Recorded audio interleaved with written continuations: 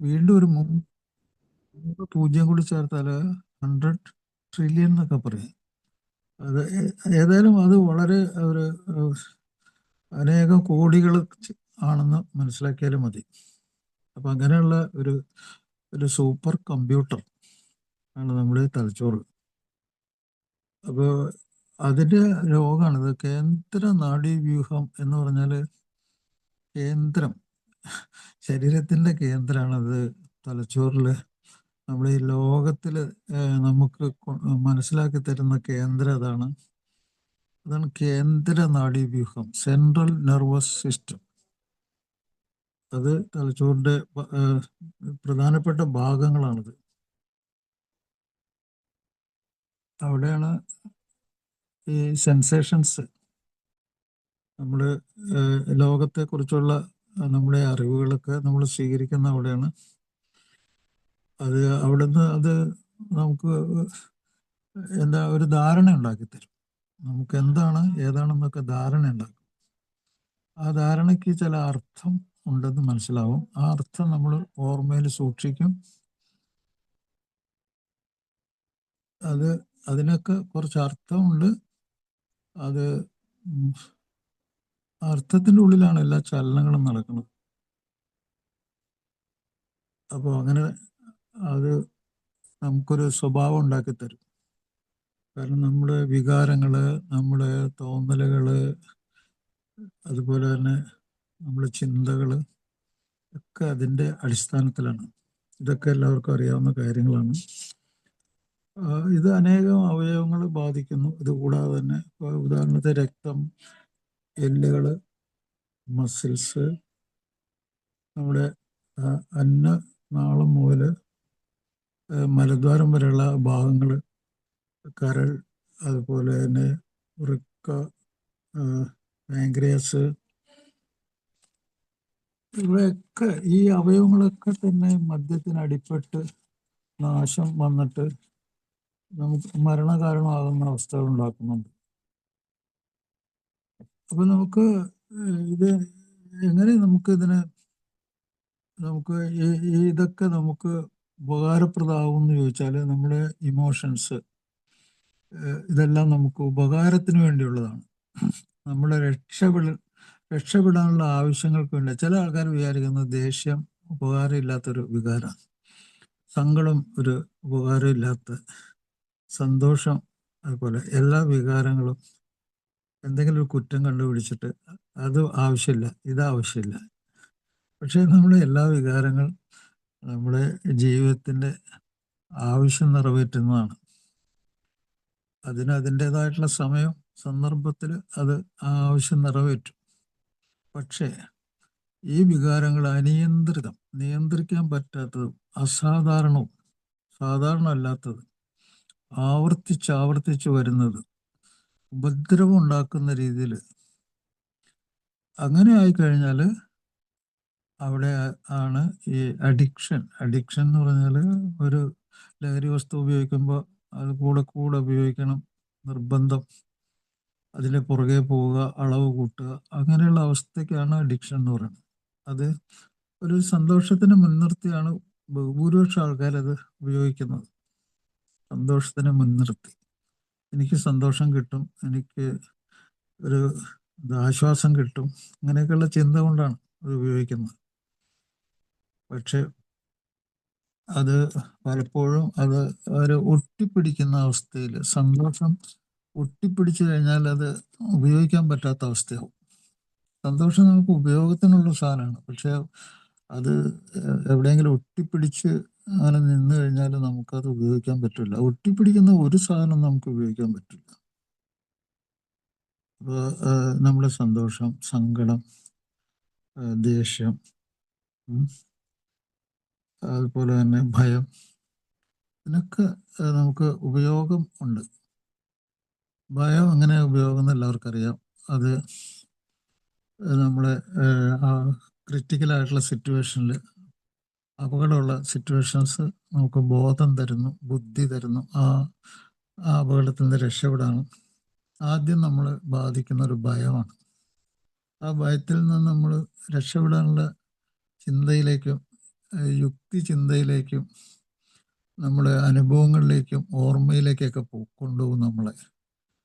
അതിൽ കൂടി രണ്ട് തരത്തിൽ നമുക്ക് രക്ഷപ്പെടാം. ഒന്നുമില്ലെങ്കിൽ ഓടി രക്ഷപ്പെടാം, അല്ലെങ്കിൽ നമ്മൾ ശക്തനാണെങ്കിൽ അതിനെ നേരിട്ട് ആ, നമ്മുടെ ശത്രു വളരെ ദുർബലമാണെങ്കിൽ നമുക്ക് അതിനെ കീഴ്പ്പെടുത്താൻ. അതിന് രണ്ട് തരത്തിൽ നമ്മൾ അതിനെപ്പറ്റി ബുദ്ധിപരമായിട്ട് ചിന്തിക്കുകയും പ്രവർത്തിക്കുകയൊക്കെ ചെയ്യും. ഭയം അപ്പോൾ അവിടെ നമുക്ക് ഉപകാരമുള്ള സംഗതിയാണ്. നേരെ മറിച്ച് ഭയം അസാധാരണവും അനിയന്ത്രിതമായി വരുന്ന എപ്പോഴാണ്? ആ ഭയം നമ്മളെ നിർവീര്യമാക്കുന്നു. ഓടാനും പറ്റൂല, നേരിടാനും പറ്റൂല. അങ്ങനത്തെ ഒരവസ്ഥ. നമ്മൾ വിറയ്ക്കുന്നു. ആ ഭയത്തിൻ്റെ ഉള്ളിൽ വിറച്ച് നമ്മൾ താഴെ വീഴുന്നു. ശക്തിയില്ലാതെ, എനർജി ഇല്ലാതാവുന്നു. അത് അനിയന്ത്രിതവും അസാധാരണവുമായിട്ടുള്ളൊരു ഭയമാണ്. അപ്പോൾ അത് പല അസുഖങ്ങളിലും അങ്ങനെ വരും. അത് ആങ്സൈറ്റി, ഉത്കണ്ഠ. ഇപ്പോൾ ഒരു പരീക്ഷയെ നേരിടാനായിട്ടൊരു കുട്ടിക്ക് ചിന്തിക്കുമ്പോഴത്തേക്കും അത് തോറ്റുപോകും, ഒരു ഭയം. അതുകൊണ്ട് കൈയൊക്കെ വിറയ്ക്കുന്നു, വിയർക്കുന്നു. ഇതെല്ലാം തലച്ചോറിൻ്റെ ഈ ഓട്ടോണോമിക് നെർവസ് സിസ്റ്റം എന്ന് പറയും. നമുക്കിപ്പോൾ ഭയം വന്നാൽ ഭയത്തിനെ നേരിടാനായിട്ട് ഈ തലച്ചോറ് തന്നെ പ്രവർത്തിക്കും. കാരണം ഇപ്പോൾ നമുക്ക് ആ സമയത്ത് ഈ ഭയം വരുമ്പോഴത്തേക്കും കൂടുതൽ എനർജി വേണം. അപ്പോൾ ഹാർട്ട് കൂടുതൽ രക്തം പമ്പ് ചെയ്യണം. അതുകൊണ്ടാണ് ഒരാൾ ഭയപ്പെടുമ്പോൾ നെഞ്ചിങ്ങനെ പടപടാ മിടിക്കുന്നതിൻ്റെ കാരണം കൂടുതൽ രക്തം ആവശ്യമുണ്ട്. കൂടുതൽ പമ്പ് ചെയ്യാനായിട്ട് ഹാർട്ട് കൂടുതൽ വേഗത്തിൽ പമ്പ് ചെയ്യണം. അപ്പോൾ രക്തക്കുഴലുകൾക്ക് ഒരു മാറ്റം സംഭവിക്കും. അങ്ങനെയാണ് കൂടുതൽ വിയർപ്പുണ്ടാകുന്നതും. രക്തക്കുഴലിൽ ഈ സ്കിന്നിലേക്ക്, തൊലിയിലേക്കൊക്കെ ഉള്ള രക്തക്കുഴൽ ചുരുങ്ങിപ്പോവും. അപ്പോൾ കൂടുതൽ വിയർപ്പുണ്ടാവും, തണുത്തു പോവും, കൈയൊക്കെ തണുത്തു പോവും. അതാണ് അതിൻ്റെ കാരണം. അപ്പം അതിൻ്റെ ആ ഭയം ഒരു രോഗമായിട്ട് മാറി, ഒരു രോഗലക്ഷണമായിട്ട് മാറി ആ ഭയമോടെ. അതുപോലെ സങ്കടത്തിന് നമുക്ക് അനിയന്ത്രിതവും അസാധാരണവും ആവർത്തിച്ചു വരുന്നതും വളരെയധികം ഡീപ്പായിട്ട് വരുന്ന സങ്കടങ്ങൾ. ഇപ്പോൾ നമ്മുടെ ആൾക്കാരാരെങ്കിലും മരിക്കുമ്പോൾ അല്ലെങ്കിൽ നമുക്ക് എന്തെങ്കിലും നഷ്ടപ്പെടുമ്പോഴൊക്കെ നമുക്ക് സങ്കടം വരും. അത് നമ്മൾ ഭയങ്കരമായിട്ട് ഓർമ്മപ്പെടുത്തലാണ്. നമ്മൾ നഷ്ടപ്പെട്ടു, ആ നഷ്ടപ്പെട്ടതിനൊരു പരിഹാരം ഉണ്ടാവണം. അതിനുവേണ്ടിയാണ് നമുക്ക് ആ ഓർമ്മപ്പെടുത്തലാണ് നമ്മുടെ സങ്കടം. അപ്പം അത് അസാധാരണവും അനിയന്ത്രിതവും ആവർത്തിച്ചും വന്നു കഴിഞ്ഞാൽ ആ സങ്കടത്തിൽ നമ്മൾ ഇതുപോലെ എനർജി ഇല്ലാതാവും, എനർജി നഷ്ടപ്പെടും, ഊർജമില്ല. അപ്പോൾ ഒന്നിലും നമുക്ക് ഭക്ഷണം കഴിക്കാൻ പോലും ഊർജമില്ല. നമ്മൾ ഭക്ഷണം കഴിക്കാതിരുന്ന നമ്മൾ രോഗം വന്നിട്ട് മരിച്ചു പോകും. വെള്ളം കുടിക്കുന്നില്ല, ആളുകളുമായിട്ട് സമ്പർക്കമില്ല. അതൊക്കെ രോഗലക്ഷണമാണ് സങ്കടത്തിൻ്റെ. ഭയങ്കര സങ്കടം വന്നു കഴിഞ്ഞാൽ ഇനി ജീവിക്കണ്ട എന്നുള്ള ചിന്തയിലേക്കും പോവും. മരണചിന്ത, സൂയിസൈഡൽ തോട്ട്, ഇതൊക്കെ പോവും. അവിടെ നമ്മുടെ സമൂഹമാണ് നമ്മളെ രക്ഷപ്പെടുത്തുന്നത്. അവർ നമ്മളോട് ഓരോ ചോദ്യങ്ങളൊക്കെ ചോദിക്കും, നമ്മൾ ഭക്ഷണം കഴിക്കാൻ പറയും, നമ്മളെ നിർബന്ധിക്കും. അങ്ങനെ നമുക്ക് കൂടെ കൂടെ പ്രേരണ നൽകി അവിടെ സാമൂഹ്യ ചികിത്സയാണ്, സോഷ്യൽ ട്രീറ്റ്മെൻ്റ് ആണ്. അപ്പം സമൂഹം നമുക്കിപ്പോൾ അവിടെ ആവശ്യമുള്ള സംഗതിയാണെന്ന് മനസ്സിലായി. സമൂഹം എല്ലായ്പ്പോഴും നമുക്ക് ആവശ്യമുണ്ട്. സമൂഹം ഇല്ലെങ്കിൽ നമ്മളില്ല. അതുകൊണ്ടാണ് വലിയ വലിയ ദാർശനികർ, വലിയ ചിന്തകർ, ചില മതങ്ങളും ഒക്കെ പറഞ്ഞത് നമ്മൾ വാസ്തവത്തിൽ ശൂന്യമാണ്. നമ്മൾ ശൂന്യം എന്ന് പറഞ്ഞാൽ എന്താണ്? നമുക്ക് സ്വന്തമായിട്ട് വാസ്തവത്തിൽ ഒന്നുമില്ല. ഈ ലോകം, ഈ പ്രകൃതി തന്ന ഈ മാറ്റർ എന്ന് പറഞ്ഞ വസ്തു, ആ വസ്തുവിൽ വരുന്ന മാറ്റങ്ങൾ അത് പ്രകൃതി തന്നതാണ്. പ്രകൃതി തന്ന ജനിതകത്തിൽ കൂടി, അത് ചുറ്റുപാടിൽ കൂടി നമുക്ക് കിട്ടിയ ശരീരമാണിത്. അപ്പോൾ അങ്ങനെ കിട്ടിയതായതുകൊണ്ട് നമ്മൾ സൃഷ്ടിച്ചൊന്നുമല്ല അത്. നമ്മൾ നമ്മളത് അനുഭവിക്കുന്നു, നമ്മളെ ശരീരത്തെ അനുഭവിക്കുന്നു, ഉപയോഗിക്കുന്നു. അപ്പോൾ നമുക്ക് സ്വന്തമായിട്ടൊന്നുമില്ല എന്നുള്ള അർത്ഥത്തിലാണ് ശൂന്യത എന്ന് പറയുന്നത്. ജീവിതം അങ്ങനെ ശരിക്കും പറഞ്ഞാൽ അനലൈസ് ചെയ്താൽ ശൂന്യതയാണെന്ന്. അപ്പോൾ ബുദ്ധമതം പറയുന്നത് ശൂന്യത എന്ന് പറയുന്നത് ടോട്ടലായിട്ട് ഒരു വോയിഡ്, ഒന്നുമില്ല, എല്ലാം ശൂന്യമാണ് എന്ന് പറയുന്നത്. അപ്പം നമ്മളുണ്ടെന്ന് നമുക്ക് തോന്നുന്നത് നമ്മൾക്ക് എല്ലാ ചുറ്റുപാട് എല്ലാം ഉണ്ടെന്ന് ഉള്ള ആ ഫീലിംഗ് വരുമ്പോഴാണ് നമുക്ക് ജീവിക്കാൻ തോന്നുന്നത്. അടിസ്ഥാനമായിട്ടുള്ള നമ്മുടെ ചിന്ത ശരിക്കും പറഞ്ഞാൽ നമ്മൾ ലാസ്റ്റ് എത്തിച്ചേരുന്നത് ഈ പറഞ്ഞ ശൂന്യതയാണ്. എല്ലാം കൂടി ചേർന്ന് ഒരുമിച്ച് പ്രവർത്തിക്കുമ്പോഴാണ് നമുക്ക് ഈ എനർജി ഉണ്ടാകുന്നത്. നമുക്ക് എനർജി ഉണ്ടാകുന്നത് നമ്മൾ ഭക്ഷണം കഴിക്കണം, അത് പ്രകൃതിയിൽ നിന്ന് കിട്ടുന്നതാണ്. അപ്പോൾ നേച്ചർ ആൻഡ് നർച്ചർ എന്ന് പറയുന്ന രണ്ട് വാക്കുണ്ട്. നേച്ചർ എന്ന് പറഞ്ഞാൽ നമ്മുടെ സ്വഭാവം. നമ്മുടെ സ്വഭാവം എന്ന് പറഞ്ഞാൽ നമ്മൾ ജനിതക വസ്തു, നമുക്ക് പാരമ്പര്യമായിട്ട് കിട്ടിയ ജനിതക വസ്തു, അത് നമ്മുടെ ചുറ്റുപാടുമായിട്ട് ഇടപെടും. എന്നിട്ട് നമുക്ക് പല സ്വഭാവങ്ങളും, ദൂഷ്യവശങ്ങളും ഗുണകരമായ വശങ്ങളൊക്കെ ഉണ്ട് നമ്മുടെ സ്വഭാവത്തിൽ. അത് നമ്മുടെ ജീനിനെ അനുസരിച്ചിരിക്കും. പക്ഷെ ആ ജീൻ നല്ല കാര്യങ്ങളുമായിട്ട് ഇടപെടും, മോശപ്പെട്ട കാര്യങ്ങളുമായിട്ട് ഇടപെടും. ജീൻ മോശപ്പെട്ട കാര്യമായിട്ട് ഇടപെടുന്ന ഒരു സംഗതിയാണ് ഇപ്പോൾ ലഹരി വസ്തുക്കൾ ഉപയോഗിക്കുന്നത്, വിഷാംശമുള്ള വസ്തുക്കളുമായിട്ട് ഇടപെടുന്നതും, അങ്ങനെ ആളുകൾ മരിക്കുന്നതൊക്കെ. പിന്നെ അല്ലെങ്കിൽ ജീൻ വിചാരിക്കുകയാണ് ഒരാളെ കൊല്ലണം. അപ്പൊ അവിടെ ഒരു കുറ്റകൃത്യത്തിന്റെ ഒരു സ്വഭാവം, അത് ആ ജീൻ ശരിയല്ലാത്തതുകൊണ്ടാണത്. അപ്പൊ ആ ജീനിന് അനുകൂലമായിട്ടുള്ള ഒരു അവസ്ഥ ഉണ്ടായാലാണ് അതങ്ങനെ പ്രവർത്തിക്കുന്നത്, ജനിതക വസ്തുക്കളൊക്കെ. അപ്പൊ നമ്മള് ഈ ഇമോഷൻസ് ഒക്കെ നമ്മുടെ ജനിതകമാണ്. പല രോഗങ്ങളും അങ്ങനെ തന്നെ ഉണ്ടാകുന്നത്. അപ്പൊ രോഗങ്ങൾക്ക് വളർന്നു വലുതാവണമെങ്കിൽ ചുറ്റുപാട് കൂടി വേണം. ഇതൊക്കെ എല്ലാവർക്കും അറിയാവുന്ന കാര്യങ്ങൾ. അപ്പൊ നമ്മൾ തലച്ചോറ് എന്താ ചെയ്യുന്ന വാസ്തവത്തില്? തലച്ചോറ് ഒരു ഇലക്ട്രിക്കൽ മെഷീനാണ്. അത് ചലനങ്ങളൊക്കെ സാധ്യമാകുന്നതാണ്, ലോകത്തെ അറിയുന്നതാണ്, സ്വഭാവം ഉണ്ടാക്കുന്നതാണ്. കാരണം അതിൻ്റെ മുകളിൽ കൂടി പ്രവർത്തിച്ചിട്ട് വേണം സ്വഭാവം വരാൻ. ഇപ്പോൾ ഒരാളെ അടിക്കണമെങ്കിൽ കൈ പൊന്തിച്ചിട്ട് ഓടിച്ചെന്നടിക്കാം. അവിടെ ചലനം ഉണ്ടാകുന്നുണ്ട്, ചിന്ത ഉണ്ടാകുന്നുണ്ട്. ഇതൊക്കെ തലച്ചോറിൽ നിന്ന് വരുന്ന കാര്യങ്ങളൊക്കെ തന്നെ. അപ്പം ഇങ്ങനെയുള്ള ഇതൊക്കെ ലഹരി വസ്തുക്കളുടെ ഉപയോഗം കൊണ്ട് ഈ ഇമോഷൻസിന് തകരാറ്, ഫീലിങ്സിന് കുഴപ്പമുണ്ടാവും, പലതരം സ്വഭാവങ്ങളും ഉണ്ടാവും, മാനസിക രോഗങ്ങളുണ്ടാവും, വ്യക്തിത്വത്തിന് തകരാറുണ്ടാവും. ചില മാനസിക രോഗങ്ങൾ ചെറുതിലേ നമുക്ക് ഉണ്ടാകാം, അത് വലുതാവുന്നില്ല. പക്ഷേ മദ്യവും മറ്റു ലഹരിയും ചെല്ലുമ്പോൾ അത് വേറെ ഒരു ക്രമാതീതമായിട്ട് ആ രോഗം അനിയന്ത്രിതവും അസാധാരണമായിട്ട് വരും. ഇതൊന്നുമില്ലാത്ത ഒരു കുഴപ്പമില്ലാത്ത ആള് മദ്യം കഴിച്ച്, മദ്യത്തിന് ഇഷ്ടപ്പെട്ട്, മദ്യം നൽകുന്ന സന്തോഷത്തെ ഇഷ്ടപ്പെട്ട് അളവ് കൂട്ടി അയാള് എന്താണ് ബ്ലാക്ക് ഔട്ട് ഉണ്ടായി, അങ്ങനെ കൂടുതൽ കൂടുതൽ മദ്യത്തിന്റെ ഉള്ളിലായി കഴിയുമ്പോൾ തലച്ചോറിന് കേട് പറ്റിക്കഴിഞ്ഞാൽ അയാളുടെ സ്വഭാവം അനിയന്ത്രിതവും അസാധാരണവും, അതൊരു ആയുഷ്കാല രോഗത്തിലേക്ക് മാറും.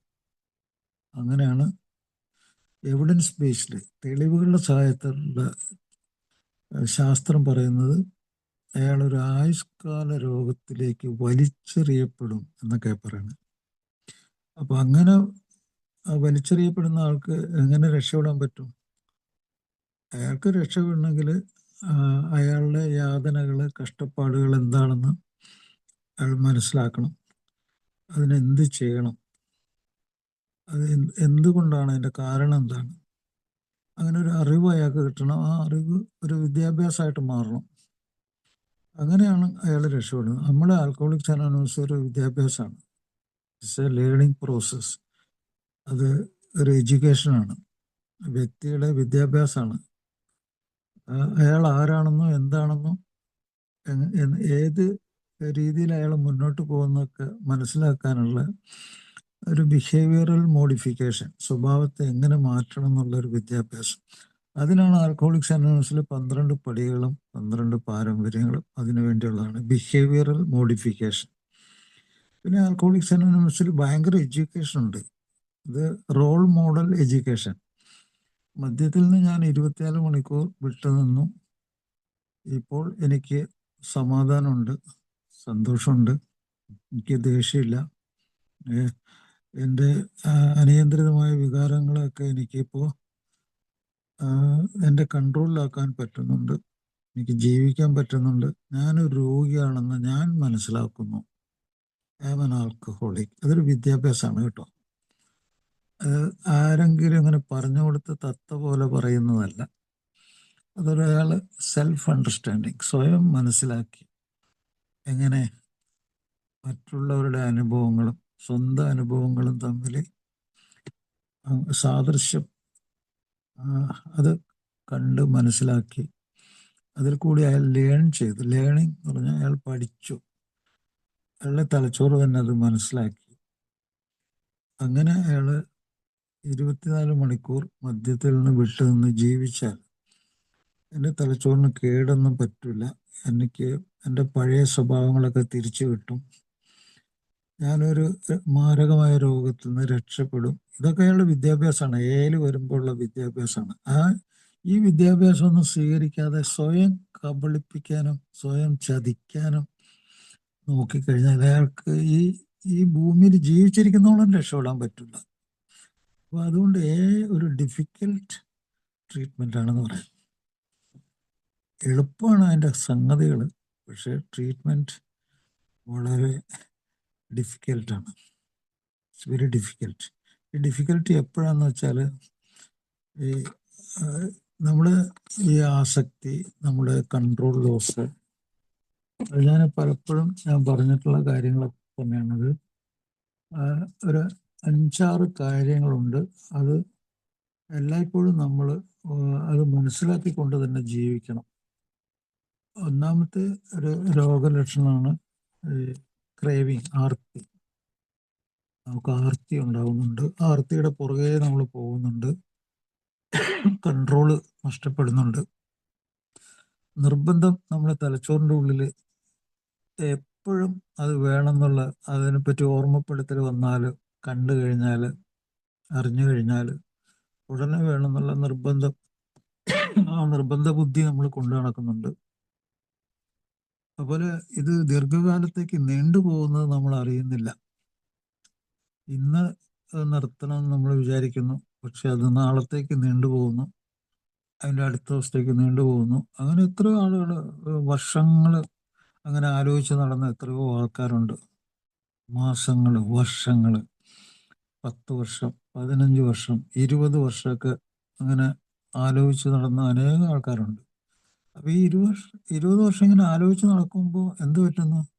ജീവിതം ഇങ്ങനെ കുഴപ്പത്തിൽ കൂടി, തകരാറിൽ കൂടി പോയിക്കൊണ്ടിരിക്കുകയാണ്.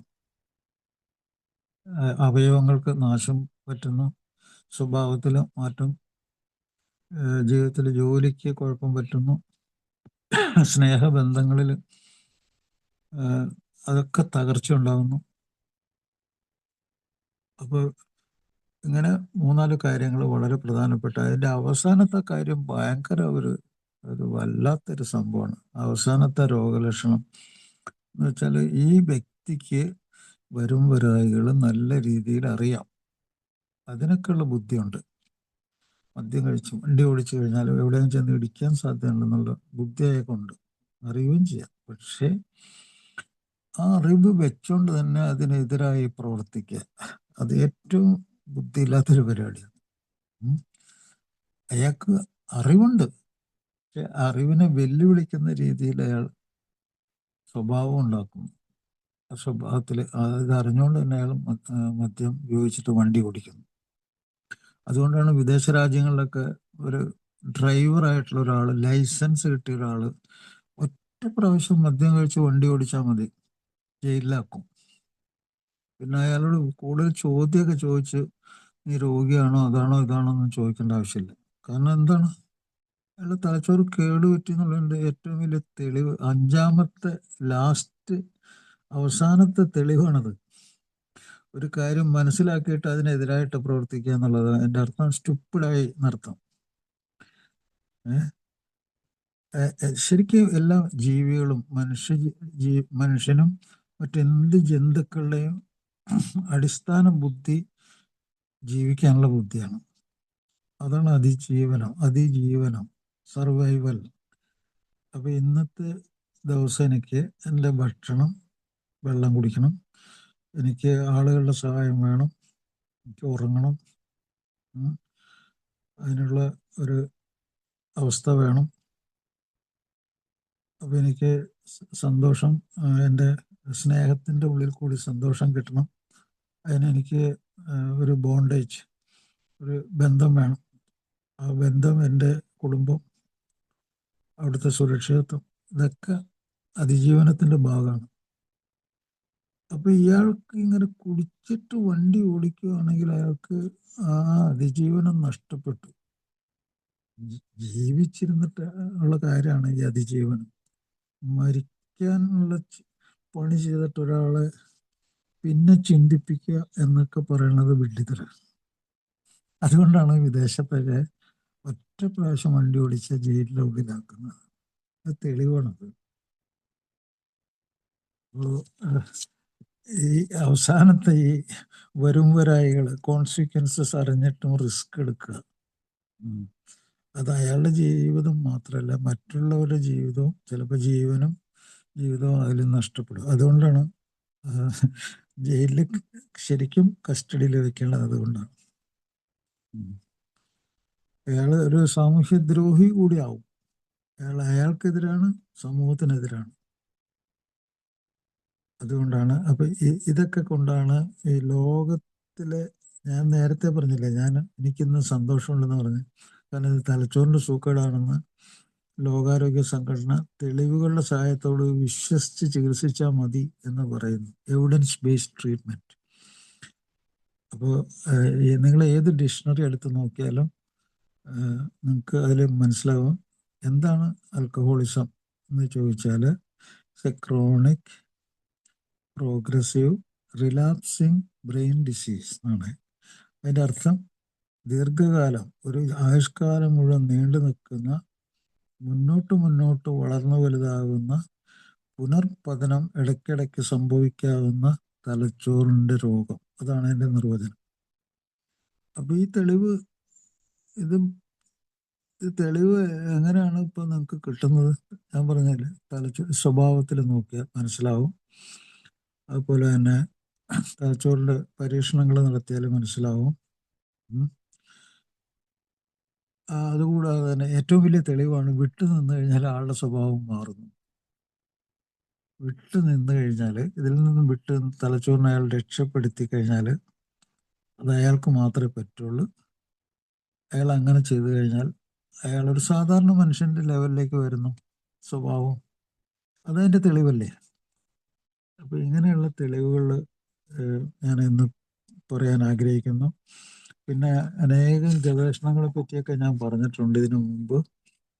അതിൽ ഈ അതിതീവ്രമായ മദ്യപാന രോഗത്തിൽ മരിക്കുന്ന ആളുകളുടെ സ്റ്റാറ്റിസ്റ്റിക്സ് ഒക്കെ ഞാൻ പറഞ്ഞിട്ടുണ്ട്. അതിപ്പോൾ ഈ ഡ്രഗ് ഡേ, 26-ാം തീയതി ഡ്രഗ് ഡേയിൽ എനിക്കത് വളരെ സന്തോഷം. കാരണം വെച്ചാൽ ഇത് എവിഡൻസ് ബേസ്ഡാണ്, തെളിവിൻ്റെ സഹായത്തോടു കൂടിയാണ് ഈ പഠനം നടന്നേക്കുന്നത്. അത് അവർ പറയുന്നു 40 വയസ്സിനുള്ളിൽ 40% പേര് 40 വയസ്സിനുള്ളിൽ മരിക്കുന്നു. 20 വർഷത്തെ അവരെ പിന്തുടർന്നുള്ള അവരുടെ പഠനത്തിൽ ഇങ്ങനെ കണ്ടു, 40 പേര് മരിക്കുന്നു.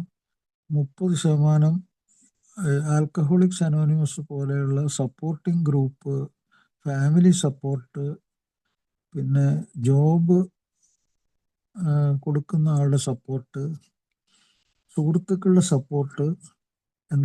എന്ത് സപ്പോർട്ട് എന്ന് പറഞ്ഞാൽ ഇതൊരു രോഗമാണെന്നുള്ള അറിവും അതിനു വേണ്ടിയുള്ള അയാളോടുള്ള ഒരു സന്മനോഭാവം, അയാളുടെ എമ്പതി, എന്താണ്, ഒരു അനുതാപം, അയാളോടുള്ള സ്നേഹം, പരിഗണന, അത് ചിലപ്പോൾ അയാളോട് മാത്രമായിരിക്കില്ല, അയാളുടെ കുടുംബത്തോടും ഒക്കെ ഉള്ള പരിഗണന കൊണ്ട് അങ്ങനെ സഹായം കിട്ടിയ ആൾക്കാർ 130 പേരും റിക്കവറിയിലേക്ക് വന്നു. അത് റിക്കവറി എന്ന് പറഞ്ഞു കഴിഞ്ഞാൽ സ്വയം വഞ്ചിക്കാതെ, സ്വയം തിരിച്ചുവരവിന് ആഗ്രഹിച്ച്, അങ്ങനെ സത്യസന്ധമായിട്ട് പറയുന്ന സത്യസന്ധമായ രീതിയിലുള്ള ചികിത്സ നടത്തിയ ആൾക്കാരാണ് ഈ 30% ജീവിതത്തിലേക്ക് തിരിച്ചു വരാനും നല്ലൊരു ജീവിതം നയിക്കാനും അവർക്ക് കഴിഞ്ഞത്. അത് ഇപ്പോഴത്തെ പുതുമക്കാരൊക്കെ അത് മനസ്സിലാക്കേണ്ട കാര്യമാണ്. എന്തിനാണ് ഈ പ്രോഗ്രാമിൽ വരുന്നത്, എന്തിനാണ് ഇങ്ങനെ കഠിനമായിട്ട് പിന്തുടർന്ന് എല്ലാ ദിവസവും ഈ പ്രോഗ്രാം വായിക്കുന്നതും കേൾക്കുന്നതും? കാരണം ചില മദ്യത്തിന്റെ സാമീപ്യത്തിൽ ഒറ്റ ദിവസം ഏതാനും മിനിറ്റുകൾക്കുള്ളിൽ ഇതെല്ലാം നശിച്ചു പോകും. ഈ പറഞ്ഞ തീരുമാനങ്ങളൊക്കെ നശിച്ച് അയാളെ റിലാപ്സ്, പതനം ഏത് നിമിഷത്തിൽ നടക്കും. ഇപ്പൊ 2-3 കാര്യങ്ങൾ ഇതിൽ കൂടി ഓർമ്മപ്പെടുത്തുകയാണ്. ഒന്ന്, മരണം ഏത് നിമിഷവും നടക്കും. മരണം ഞാൻ പറയാറുണ്ട് 2 തരത്തില്. അതാണ് 40 പേര്, 100-ൽ 40 പേര് 40 വയസ്സെത്തുന്നതിന് മുമ്പ് മരിക്കാൻ കാരണം എന്താണ്? മരണം ഇൻസ്റ്റാൾമെന്റ് ആയിട്ട് വലിയ അളവിൽ കിട്ടും. മരണം ഒരു മൊമെന്റിൽ കിട്ടും, ഒരു നിമിഷത്തിൽ കിട്ടും. ഇപ്പൊ ഒരു ആക്സിഡന്റ് വന്നു കഴിഞ്ഞാൽ ഒരു നിമിഷത്തിൽ മരണം കിട്ടും. ഇൻസ്റ്റാൾമെന്റ് ആയിട്ട് കിട്ടണമെങ്കിൽ ഇപ്പോൾ കരൾ രോഗം വന്നിട്ട് 5 വർഷം കരളിൽ ഫാറ്റ് അടിഞ്ഞുകൂടി, 5 വർഷം ആ കരളിൽ രക്തപ്രവാഹം ബ്ലോക്കായി, ആ രക്തപ്രവാഹം ബ്ലോക്കായതോട് കരൾ കല്ലുപോലെയായി. അപ്പോൾ അത് 10 വർഷമായി.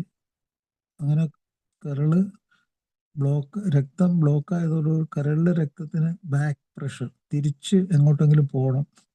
ആ രക്തക്കുഴലൊക്കെ അന്നനാളത്തിലേക്ക് കണക്ഷൻ ഉള്ളതുകൊണ്ട് അങ്ങോട്ട് വന്ന് അവിടുത്തെ ഞരമ്പൊക്കെ വീർത്ത് പൊട്ടി രക്തം ഛർദ്ദിച്ച് മരിക്കുന്നു.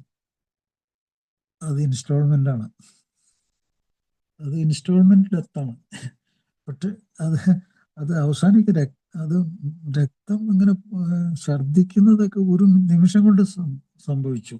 അപ്പോൾ അതിൽ 2 കാര്യം അടങ്ങി. ഒന്ന് ഇൻസ്റ്റാൾമെന്റ്, 2 ഇൻസ്റ്റന്റേനിയസ്. ഇൻസ്റ്റന്റേനിയസ് എന്ന് പറഞ്ഞാൽ നിമിഷം കൊണ്ട്.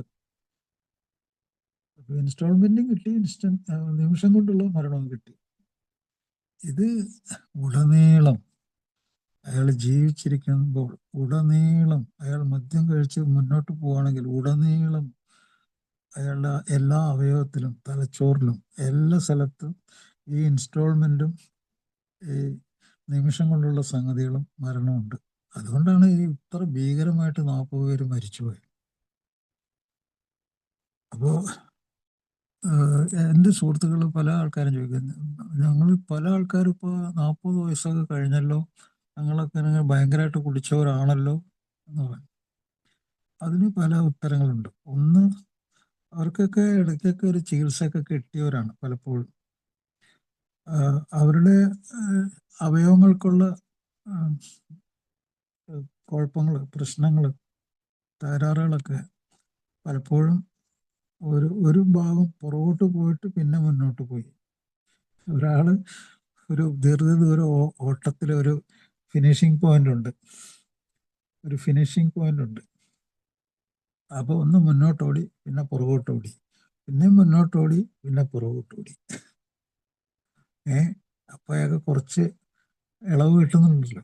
സാധാരണ പരാജയം പോലെ അല്ലല്ലോ, എപ്പോഴും പുറകോട്ടല്ലല്ലോ, മുമ്പോട്ട് ഓടുന്നുണ്ട്. അപ്പോൾ ചിലപ്പോഴൊക്കെ അയാൾ മദ്യം നിർത്തി വയ്ക്കുന്നുണ്ട്, ചിലപ്പോഴൊക്കെ ഒരു ചികിത്സ, ചിലപ്പോഴൊക്കെ ഒരു കുറ്റബോധം ഉണ്ടാവുന്നുണ്ട്, ചിലപ്പോഴൊക്കെ അയാളുടെ തന്നെ ബ്രെയിൻ അയാളോട് പറയുന്നുണ്ട്, നീ സൂക്ഷിച്ചില്ലെങ്കിൽ നിന്റെ നില അപകടത്തിലാണ്.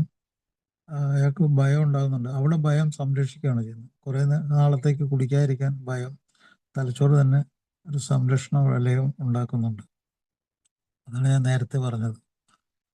അപ്പോൾ ഈ വൈകാരികമായിട്ടുള്ള അവസ്ഥ മുഴുവൻ പരാജയമല്ല, കുറച്ച് സഹായിക്കുന്നുണ്ട്. അവർ കൂടെയുള്ളവരും സുഹൃത്തുക്കളും ഒക്കെ ചിന്തകളിൽ കൂടി അയാളെ സഹായിക്കുന്നുണ്ട്. അപ്പോൾ അങ്ങനെയാണ് അവർ ദീർഘകാലം കുറച്ച് പേരൊക്കെ ജീവിക്കുന്നത്. പക്ഷേ പ്രോഗ്രസീവ് ഡിസീസ്, മുന്നോട്ട് പോകുന്ന രോഗമാണെങ്കിൽ അത് നേരത്തെയുള്ള ഡെത്തായിരിക്കും, ഉറപ്പാണ്. അതിന് അയാളുടെ ജനിതകം കൂടി ഒരു പ്രധാനപ്പെട്ട കാരണം. ജനിതകം. അപ്പോൾ ഏത് അവയവവും എത്ര മാത്രം സീരിയസ് ആയിട്ടത് കേടുപറ്റി, എന്തൊക്കെ ചികിത്സ ചെയ്തു, എന്തെങ്കിലുമൊക്കെ ഇളവുകൾ കിട്ടിയിട്ടുണ്ടോ, ഇതൊക്കെ കൊണ്ടാണ് കുറച്ച് ആളുകൾ കുറച്ചു കാലം കൂടുതൽ ജീവിച്ചിരിക്കുന്നത്. അപ്പോൾ പിന്നെ മറ്റ് പല കാര്യങ്ങളും നമുക്ക് നോക്കേണ്ടതുണ്ട്. ഇതിൽ സാമൂഹ്യ വിരുദ്ധത ഭയങ്കര കൂടുതലാണ്. അതുകൊണ്ട് ഹോമിസൈഡൽ എന്ന് പറഞ്ഞാൽ മറ്റുള്ള ആളുകളെ പെട്ടെന്ന് കൊല്ലുക. ഹോമിസൈഡൽ അത് ക്രിമിനാലിറ്റിയും കൂടിയാണ്. കുറ്റകൃത്യങ്ങൾ ചെയ്യാനുള്ള വാസനയുണ്ട്, മനസ്സങ്ങനെ പ്രവർത്തിക്കുന്നുണ്ട്. മാനസിക രോഗം അതനുസരിച്ച് 5-6 തരത്തിലുള്ള മാനസിക രോഗം അയാൾക്ക് വരുന്നുണ്ട്. അപ്പോൾ 2 ചികിത്സ അയാൾ ചെയ്യണം. ഒന്ന്, മദ്യം നിർത്താനുള്ള ചികിത്സ, അത് മദ്യപാന രോഗത്തിനുള്ള ചികിത്സ. 2, ഏതൊക്കെ മാനസിക രോഗം അയാൾക്കുണ്ടായോ അതിനുള്ള രോഗചികിത്സ. കാരണം അതിന് ശാന്തത ഇല്ലെങ്കിൽ അയാൾ ഒന്നില്ലെങ്കിൽ സ്വയം മരിക്കും, അല്ലെങ്കിൽ ആരെങ്കിലും കൊല്ലും, അല്ലെങ്കിൽ ജയിലിൽ പോകും. അപ്പോൾ അവിടെ ജീവിതമൊന്നുമില്ല. അപ്പോൾ അതിനു മുമ്പ് തന്നെ അയാൾ നേരത്തെ തന്നെയുള്ള ചികിത്സ അയാൾ രക്ഷപ്പെടുത്തുന്നത്. അല്ലെങ്കിൽ ഏതിലെങ്കിലും അയാൾ അടിപ്പെട്ടു പോകും. അപ്പോൾ പ്രോഗ്രാം സ്വീകരിച്ചെന്ന് പറഞ്ഞാൽ അത് ശക്തമായ രീതിയിൽ സ്വീകരിക്കണം. എക്സലന്റ് റിസൾട്ടാണ്. ഞാൻ പറയുന്നതല്ല, ലോകത്തിലെ ഏറ്റവും നല്ല ഡോക്ടേഴ്സ് പറയുന്നതാണ്, ഏറ്റവും നല്ല സയന്റിസ്റ്റുകൾ പറയുന്നതാണ്. എക്സലന്റ് ട്രീറ്റ്മെന്റ് എന്നാണ് പറയുന്നത്. അത് കാരണം വെച്ചാൽ വിട്ടുനിൽക്കലാണ് അതിൻ്റെ ചികിത്സ. തലച്ചോറിന് അങ്ങനെ രക്ഷപ്പെടുത്തൽ, അതാണ് മോസ്റ്റ് ഇന്റലിജന്റ് ട്രീറ്റ്മെന്റ്. അത് നമ്മുടെ ഈ പ്രോഗ്രാമിലുണ്ട്. പിന്നെ സെൽഫ് എഡ്യൂക്കേഷൻ, നമ്മളെ തന്നെ പഠിപ്പിക്കുന്നു. നമ്മൾ ആരാണ്, നമ്മൾ എന്താണ്, ജീവിതം എന്താണ്, എന്തൊക്കെ സംഭവിച്ചു എന്നൊക്കെയുള്ള ഒരു മനസ്സിലാക്കൽ, അതൊക്കെ ഇതിൽ നടക്കുന്നുണ്ട്. അപ്പോൾ ലീഗൽ സിസ്റ്റം എന്ന് പറഞ്ഞാൽ എല്ലാ രാജ്യങ്ങളിലും ഇപ്പോൾ പഴയ മനുഷ്യർ, അധികം പുരോഗമിക്കാത്ത, സംസ്കാരം ലഭിക്കാത്ത മനുഷ്യരുടെ ഇടയിലും നിയമമുണ്ട്. അവിടെ അവർക്കൊരു മൂപ്പനുണ്ട്, ഒരു നേതാവുണ്ട്. അവൻ ആ സമൂഹത്തിനെതിരായിട്ട് എന്ത് കുഴപ്പം കാണിച്ചാലും അവനെ പിടിച്ചു കെട്ടി അവർ കൊല്ലും. അത് പഴയ സമൂഹത്തിൽ മൂലം ഉള്ളതാണ് ലീഗൽ സിസ്റ്റം. അങ്ങനെ ഒരാൾക്ക് ഉപദ്രവിച്ചു കഴിഞ്ഞാൽ, സമൂഹത്തെ ഉപദ്രവിച്ചു കഴിഞ്ഞാൽ അയാൾ ചോദ്യം ചെയ്യപ്പെടും, അയാൾ ശിക്ഷിക്കപ്പെടും. ആ ശിക്ഷ ചിലപ്പോൾ കൊല ചെയ്യൽ തന്നെയാണത്. അപ്പോൾ ആ ലീഗൽ സിസ്റ്റത്തിനെ മറികടക്കാൻ പല മധ്യാസക്തരും പോലീസിന് പണം കൊടുക്കുകയോ, രാഷ്ട്രീയക്കാർക്ക് പണം കൊടുക്കുകയോ, സ്വാധീനിക്കുകയോ അങ്ങനെയൊക്കെ ചെയ്യാറുണ്ട്. പക്ഷെ അയാളുടെ മനസാക്ഷിയുടെ അറിവിൻ്റെ മുമ്പിൽ അയാൾ പരാജയമാണ്. കാരണം എന്താണ് ജീവിതം എന്നുള്ളത് അയാൾക്ക് യാതൊരു പിടിയില്ല. അയാളുടെ ശരീരം അയാൾക്ക് വേണ്ടി എന്താ ചെയ്യണമെന്ന് യാതൊരു പിടിയില്ല. അയാളുടെ അതിജീവനം എങ്ങനെ നടന്നു പോകുന്നു യാതൊരു പിടിയില്ല. അയാളുടെ ചുറ്റുപാടും, അയാളുടെ ആളുകൾ, അയാളുടെ ബന്ധങ്ങളൊക്കെ അയാൾക്ക് എന്ത് ഗുണമാണ് ചെയ്യുന്നത്, എന്ത് ഉപകാരമാണ്, ഒരു പിടിയില്ല. അയാളിങ്ങനെ അന്ധകാരത്തിൽ ഇങ്ങനെ നടക്കുവാണ്, ഇരുട്ടിൽ തപ്പിത്തളഞ്ഞ് നടക്കുവാണ്. അത് പെട്ടെന്ന് അവസാനിക്കും. അത് തീർച്ചയായിട്ടും സാമൂഹ്യ ബന്ധങ്ങൾ, ആന്റി സോഷ്യൽ ഇതാണെങ്കിൽ നേരത്തെ പറഞ്ഞ രോഗത്തെക്കാൾ പെട്ടെന്ന് ചിലപ്പോൾ മരിച്ചു പോകും ലീഗൽ സിസ്റ്റത്തിനെതിരായിട്ട്. ഇപ്പോൾ ഉദാഹരണത്തിന് പല ഈ മറ്റേ അറബ് കൺട്രീസിൽ പലതും പരിഷ്കരിച്ച അറബ് കൺട്രീസ് ഭയങ്കരമായിട്ട് സംസ്കാരം ഒക്കെ ഉള്ള അറബ് കൺട്രീസിൽ തന്നെ അവർ പഴയ ശിക്ഷകളൊക്കെ എടുത്ത് അവർ പുറത്തെടുത്ത് ആ, പണി കൊടുക്കും. ഉം. ഭയങ്കര ഓർമ്മപ്പെടുത്തലാണ്. അയ്യോ അത് ഭയങ്കരം കിട്ടും. അത് ശക്തമായ വേദന, ശക്തമായിട്ടുള്ള ശിക്ഷയാണ് അവിടെ. അത് അതൊരു പ്രാവശ്യം അനുഭവിച്ച ആള് എന്നോട് പറഞ്ഞത് ഇത് പിന്നീട് ഒരിക്കലും ആഹ് അത് അതിലംഘിച്ച് ആഹ് അങ്ങോട്ട് പോകാൻ തന്നെ ഇഷ്ടപ്പെടുന്നില്ല. ആഹ് അങ്ങനെ ആ പരിപാടിയിൽ ഏർപ്പെടാൻ ഇഷ്ടപ്പെടുന്നില്ല എന്നൊക്കെ പറഞ്ഞു. എന്താണ് അവർ ചെയ്യുന്നത്? ഇപ്പോൾ അവിടെ ചെന്ന് കുടിച്ച് റോഡിൽ കിടന്ന് വാഹനത്തിന് തടസ്സമുണ്ടാക്കി, അതിന് അല്ലെങ്കിൽ അപകടം ഉണ്ടായി, അയാൾ ഒരു ഉപദ്രവമായി മാറി, നിയമലംഘനം നടത്തിയാൽ അവിടെ എന്താ ശിക്ഷ? അവിടെ ഞാൻ അറിഞ്ഞതെന്ന് വെച്ചാൽ 20 അടി 20 അടി പുറത്തും 20 അടി ചാട്ടവാറ് കൊണ്ടാണ് 20 അടി പുറത്തും കൊടുക്കും, 20 അടി കാലുകളിലും കൊടുക്കും. ഭയങ്കര ചാട്ടവാറ് കൊണ്ടുള്ള അടിയാണ്. ഭയങ്കര ഓർമ്മപ്പെടുത്തലാണ്. എന്നിട്ട് കറക്റ്റ് ഡീ ഡീലൊക്കേഷൻ അയാളെ നാട് കടത്തും. അതാണ് പരിപാടി. അത് ഭയങ്കര ചികിത്സ. പിന്നെ വേറെ പരിപാടി എന്ന് വെച്ചാൽ ഒരു സെല്ലിൽ കൊണ്ടിടും. തല പൊന്തിക്കാൻ പറ്റാത്ത, എപ്പോഴും തല കുനിച്ച് മാത്രം ഇരിക്കാനും നടക്കാനും അപ്പിയിടാനും ഒക്കെ. അങ്ങനെ ശരിക്കും ഒരു സൗകര്യമില്ലാത്ത ഒരു സെല്ലിൽ കൊണ്ട് ഇടും. ഒന്ന് ആലോചിച്ച് നോക്കുക. ഒരാള് രാവിലെ മുതൽ രാത്രി 24 മണിക്കൂറും തല കുനിച്ചിരിക്കുക. അതൊരു ശിക്ഷയാണ്. അപ്പൊ ഇങ്ങനെയൊക്കെയുള്ള ശിക്ഷ എന്തിനാണ്? ഉപദ്രവങ്ങൾ ചെയ്തിട്ടാണ്. ഉപദ്രവങ്ങൾ ലീഗൽ സിസ്റ്റം. അപ്പൊ സമൂഹം ഭയങ്കര ഒരു ശിക്ഷ നടപ്പിലാക്കും. പിന്നെ അവസാനം ഇയാളുടെ മനുഷ്യത്വം തന്നെ, ഇയാളുടെ ഉള്ളിലൊരു മനുഷ്യനുണ്ടല്ലോ, ആ മനുഷ്യന് കുറ്റബോധമുണ്ട്. ആ കുറ്റബോധം കൊണ്ട് തന്നെ അയാൾ സൂയിസൈഡ് ചെയ്യേണ്ടി വരും ചിലപ്പോൾ. അത് വല്ലാത്തൊരു സംഗതിയാണ്. ഇപ്പൊ ലീഗൽ സിസ്റ്റം, പിന്നെ സൂയിസൈഡൽ തോട്ട്, ഹോമിസൈഡൽ, പിന്നെ ക്രിമിനാലിറ്റി. ഇപ്പോഴത്തെ ഈ 26-ാം തീയതിത്തെ ഒരു പ്രധാന സബ്ജക്റ്റ് ഞാൻ ഇതിനു മുമ്പ് പല പ്രാവശ്യം പറഞ്ഞു. ലോകമെമ്പാടും ക്രിമിനാലിറ്റി വർദ്ധിച്ചുകൊണ്ടിരിക്കുന്നു.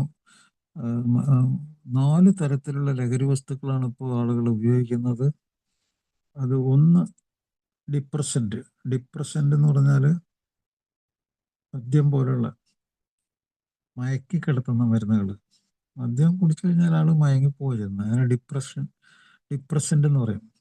തലച്ചോറിന് ആദ്യം ഉണ്ടാക്കി കൊടുക്കുന്നത് മന്ദീഭവിക്കലാണ്, ഉറങ്ങിക്കിടക്കലാണ്, മയങ്ങിക്കിടക്കലാണ്. അതിനുശേഷമാണ് അത് ഒരു ഉന്മാദം പോലെ വരുന്ന, യൂഫോറിയ വരുന്നതിന് ശേഷമൊക്കെ തലച്ചോറിന് കേടുപറ്റി തലച്ചോറ് കൂടുതൽ അളവിൽ മദ്യം വേണമെന്ന് തോന്നി ആ അവസ്ഥയിലേക്ക് പോകുമ്പോഴാണ് പിന്നെ ഉന്മാദം പോലെയൊക്കെ വരുന്നത്. പിന്നെ അടിമയായി പോകുന്നത്. വിട്ടു നിന്നാൽ വിട്രോവൽ സിംറ്റം വന്ന് കൈവിറയ്ക്കുന്നതും, കാഴ്ചകൾ കാണുന്നതും, പാമ്പിനെ കാണുന്നതും, മരിച്ചുപോയ ആൾക്കാരെ കാണുന്നു, അവരുടെ ശബ്ദം കേൾക്കുന്നതും, പിന്നെ ചിന്തകളും അതുപോലെ തന്നെ വികാരങ്ങളും തമ്മിൽ ഒരിക്കലും പൊരുത്തപ്പെടാതെ സൈക്കോസിസ്, ഭ്രാന്തായി പോകുന്നതും ഒക്കെ പിന്മാറ്റ ലക്ഷണത്തിലാണ്. ആ സമയത്ത് അപസ്മാരം വന്ന് മരിച്ചു പോകാനുള്ള സാധ്യത 15% അപ്പൊ ഇതൊക്കെ വെറുതെ പറയുന്നതല്ല, തെളിവുകളുടെ അടിസ്ഥാനത്തിൽ പറയുന്നതാണ് കേട്ടോ. ഞാനിപ്പോൾ റീഹാബ് സെന്ററിൽ ഇപ്പോൾ ഞാൻ ജോലി ചെയ്യുന്നുണ്ട്. അവിടെ ഇപ്പോൾ ഒരാൾ വന്നിട്ടുണ്ടെങ്കിൽ ഒരു 4-ാമത്തെ ദിവസമാണെങ്കിൽ അപസ്മാരം വരാനുള്ള ചാൻസ് ഭയങ്കര കൂടുതലാണ്. അങ്ങനെ എത്രയോ അപസ്മാരം വന്ന ആൾക്കാരെ ഞാൻ അവിടെ കണ്ടു. അപ്പോൾ അങ്ങനത്തെ അവസ്ഥകൾ. ഇപ്പൊ ഈ രോഗത്തിന്റെ കാര്യങ്ങൾ ഇങ്ങനെ ഭയങ്കരമായിട്ട് ഇങ്ങനെ വിവരിച്ച് നമ്മൾ ഒരു മനസ്സിലാക്കി കൊടുക്കൽ, അതല്ല. അതിനേക്കാൾ ഏറെ ഞാൻ എപ്പോഴും ഞാൻ ആഗ്രഹിക്കുന്നത് എന്താ വെച്ചാൽ, ഈ ഒരാൾ സ്വന്തം അതിജീവനം, സ്വന്തം ജീവനും ജീവിതവും, അത് സ്വന്തം ശരീരത്തിന് വേണ്ടി, സ്വന്തം ജീവിതത്തിന് വേണ്ടി ഒരാൾ ചെയ്യുന്നതാണ്. അത് സാമാന്യ ബുദ്ധി, എല്ലാ ജന്തുക്കൾക്കുള്ള ബുദ്ധിയാണ്. അതെല്ലാം തകർന്നു പോകും. അതെല്ലാം നമുക്ക് നശിച്ചു പോകും, നഷ്ടപ്പെട്ടു പോകും. അതുകൊണ്ടാണ് അധികം കാലം ജീവിക്കാത്തത്. അപ്പോൾ എന്താണ് ശരീരം ചെയ്യുന്നത്? എന്താ നമുക്ക് ജീവിക്കാൻ വേണ്ടി? ശരീരം നമ്മളെ എല്ലാ അവയവങ്ങളും ശരിക്കും പ്രവർത്തിച്ച് ക്രമം ഉണ്ടാക്കി രോഗം വരാതെ നമ്മളെ രക്ഷപ്പെടുത്തി. ഇപ്പോൾ നിങ്ങൾ മദ്യത്തിൽ നിന്ന് വിട്ടു വന്നു കഴിഞ്ഞാൽ കരൾ തിരികെ പഴയ അവസ്ഥയിലേക്ക് വരും. അതെന്താണ്? ശരീരം ചെയ്യുന്ന പണിയത്. ശരീരം റിപ്പയർ വർക്ക് ചെയ്ത് അതിനെ രക്ഷപ്പെടുത്തും, ക്രമം ഉണ്ടാക്കും, ക്രമത്തിലാവും. അപ്പോൾ അങ്ങനെ ക്രമത്തിൽ വന്നാൽ ക്യാൻസർ ഉണ്ടാവില്ല, ലിവർ ക്യാൻസർ ഉണ്ടാവില്ല, ലിവർ സിറോസിസ് ഉണ്ടാവില്ല. ഇത് മദ്യം കടന്നു പോകുന്ന അന്നനാളത്തിലും ആമാശയത്തിലും അതുപോലെ വൻകുടലിലും ഒന്നും ക്യാൻസർ ഉണ്ടാവുന്നില്ല. അത് നിർത്തി കഴിയുമ്പോഴത്തേക്കും ഉപദ്രവമില്ല അവിടെ. അത് റിക്കവറി ആവുന്നു, ക്രമം ഉണ്ടാവുന്നു. അപ്പൊ നമ്മുടെ ഈ പ്രോഗ്രാം എന്തിനാണ്? ക്രമം ഉണ്ടാക്കാനാണ്. നമ്മളെ തലച്ചോറിനെ ആദ്യം രക്ഷപ്പെടുത്തി നമുക്ക് ചിന്തിക്കാനും മനസ്സിലാക്കാനും ജീവിക്കാനുള്ള ഒരു ആഗ്രഹം, ബുദ്ധിപൂർവമുള്ള ഒരു ആഗ്രഹം ഉണ്ടാക്കി നമ്മൾ തന്നെ പരീക്ഷിച്ച് രക്ഷപ്പെട്ട് മറ്റൊരാളെ കൊണ്ട് അത് പരീക്ഷിക്കാൻ ഉപദേശിച്ച് അയാൾ ആ ഉപദേശത്തിൽ രക്ഷപ്പെട്ട് അത് കാണുമ്പോഴുള്ള ആ ഒരു മനുഷ്യത്വം, മനുഷ്യത്വപൂർണമായിട്ടുള്ള ഒരു ആഹ്ലാദം. അതുകൊണ്ട് ഞാൻ പറയുന്നത് രണ്ട് കാര്യങ്ങൾ: ഒന്ന് അതിജീവനം, രണ്ട് മനുഷ്യത്വം. അപ്പോൾ അത് എയിൽ അത് മനുഷ്യത്വം വളർത്താനുള്ള പരിപാടി എന്ന് വെച്ചാൽ മറ്റൊരാൾക്ക് സ്വന്തം അനുഭവം കൊടുത്ത് അയാളെ കൊണ്ട് ചിന്തിപ്പിച്ച് സ്വയം മാറാൻ ഒരവസ്ഥ ഉണ്ടാക്കി, അയാൾ മാത്രമല്ല അയാളും അയാളുടെ കുടുംബവും അയാളുടെ മക്കളും ഭക്ഷണമൊക്കെ കഴിച്ച് സ്നേഹമൊക്കെ പങ്കുവെച്ച് ജീവിക്കുന്നു. അതാണ് ജീവിതം. അപ്പോൾ അയാളുടെ ശരീരം അങ്ങനെ ഒരു ക്രമം ഉണ്ടാക്കി കൊടുക്കും. ഇതാണ് പ്രോഗ്രാം. അപ്പോൾ ഇങ്ങനെ ഇത്രയ്ക്ക് ബെസ്റ്റായിട്ട് പ്രവർത്തിക്കുന്ന ഒരു പ്രോഗ്രാം ലോകത്തില്ല. അപ്പോൾ അതുകൊണ്ട് നമ്മൾ ഇന്നത്തെ ഈ പ്രോഗ്രാമിൽ ഞാൻ വാല്യുബിൾ ആയിട്ടുള്ള നമ്മുടെ ഈ ജീവിതത്തിൻ്റെ സമയം അത് നമ്മളെങ്ങനെ രക്ഷപ്പെടുത്തും എന്നുള്ളതിനെ പറ്റിയാണ് ഞാൻ ഈ പറഞ്ഞതൊക്കെ. അപ്പോൾ ഇന്നത്തെ ഈ പ്രോഗ്രാമിൽ ആർക്കെങ്കിലും എന്തെങ്കിലുമൊക്കെ നമുക്ക് വളരെ വിലപ്പെട്ട എന്തെങ്കിലും കാര്യങ്ങൾ അറിയാനുണ്ടെങ്കിൽ നമുക്കത് ഡിസ്കസ് ചെയ്യാം. അത് വളരെ നല്ലൊരു സംഗതിയാണ്. നമുക്കെല്ലാവർക്കും പാഷനുണ്ട്. ഇപ്പോൾ ചില ആൾക്കാർ ചോദിക്കാറുണ്ട്, നമുക്ക് കുറേ സന്തോഷം വേണ്ടേ ജീവിതത്തിൽ? അവരുദ്ദേശിക്കുന്നത് എന്താണ് ഈ സന്തോഷത്തിൻ്റെ അർത്ഥം? അവരുടെ സന്തോഷം എന്ന് പറഞ്ഞാൽ എന്താണ് അതിൻ്റെ അർത്ഥം എന്ന് അവർ തന്നെ മനസ്സിലാക്കുന്നില്ല. അതാണ് അതിൻ്റെ ഏറ്റവും വലിയ ഒരു ദുരന്തം. അതാണ്. ഇപ്പോൾ നമ്മൾ ഈ പ്ലഷർ അല്ലെങ്കിൽ സന്തോഷം എന്ന് പറയുമ്പോൾ ഒരാൾക്ക് വിശന്ന് കഴിയുമ്പോഴത്തേക്കും അയാൾക്ക് കുറച്ച് ഭക്ഷണം കിട്ടുന്നു, സന്തോഷം ഉണ്ടാവില്ലേ? സ്വാഭാവികമല്ലേ?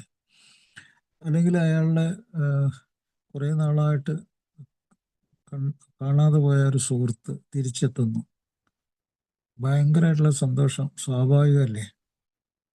അപ്പം ഇങ്ങനെ സ്വാഭാവികമായിട്ട് ജീവിതാനുഭവത്തിൽ ഇങ്ങനെ വരുന്ന നിഷ്കളങ്കമായിട്ടുള്ള ആ സന്തോഷങ്ങൾ അതിൻ്റെ 5 അയലക്കത്ത് 100 അയലക്കത്ത് പോലും എത്തുന്നില്ല കൃത്രിമമായിട്ടുണ്ടാക്കുന്ന ഒരു സന്തോഷം. ഒരാൾ തലച്ചോറിലേക്ക് ഒരു കെമിക്കൽ കടത്തിവിടുന്നു. അത് ചിലപ്പോൾ നാർക്കോട്ടിക് ആയിരിക്കാം, ആൽക്കഹോൾ ആയിരിക്കാം, വേറെ ഇഞ്ചക്ഷൻ ആയിരിക്കാം, MDMA ആയിരിക്കാം, കഞ്ചാവായിരിക്കാം. എന്നിട്ട് കൃത്രിമമായിട്ട് അവിടെ ആ കെമിക്കൽ ഒരു ഇമോഷൻ കൃത്രിമമായിട്ടുണ്ടാക്കുന്നു. അയാൾ വിചാരിക്കുന്നത് സന്തോഷമാണ്. ഇറ്റ് ഈസ് ആർട്ടിഫിഷ്യൽ, കൃത്രിമമാണത്. അത് ക്രമമില്ലാത്ത ശരീരം ക്രമമില്ലാതാക്കുന്നു, ശരീരത്തിന് തകരാറുണ്ടാക്കുന്നു, അനിയന്ത്രിതവും അസാധാരണവുമായി പോകുന്നു. അപ്പോൾ അയാൾ മനസ്സിലാക്കേണ്ട എന്താണ്? അത് സ്വാഭാവികതല്ല. അപ്പോൾ പിന്നെ എന്താണ് ചില ആൾക്കാർ, ചില രാജ്യങ്ങളിലെ ആൾക്കാർ പറയുന്നു ഇത്ര പെഗ് മദ്യം കഴിച്ചാൽ പ്രശ്നമില്ല. ഓക്കെ, ഈ ഒരാഴ്ചയിൽ ഒരു 5 പെഗ് മദ്യം കഴിച്ചോളൂ, പ്രശ്നമില്ല. ശരിയായിരിക്കും.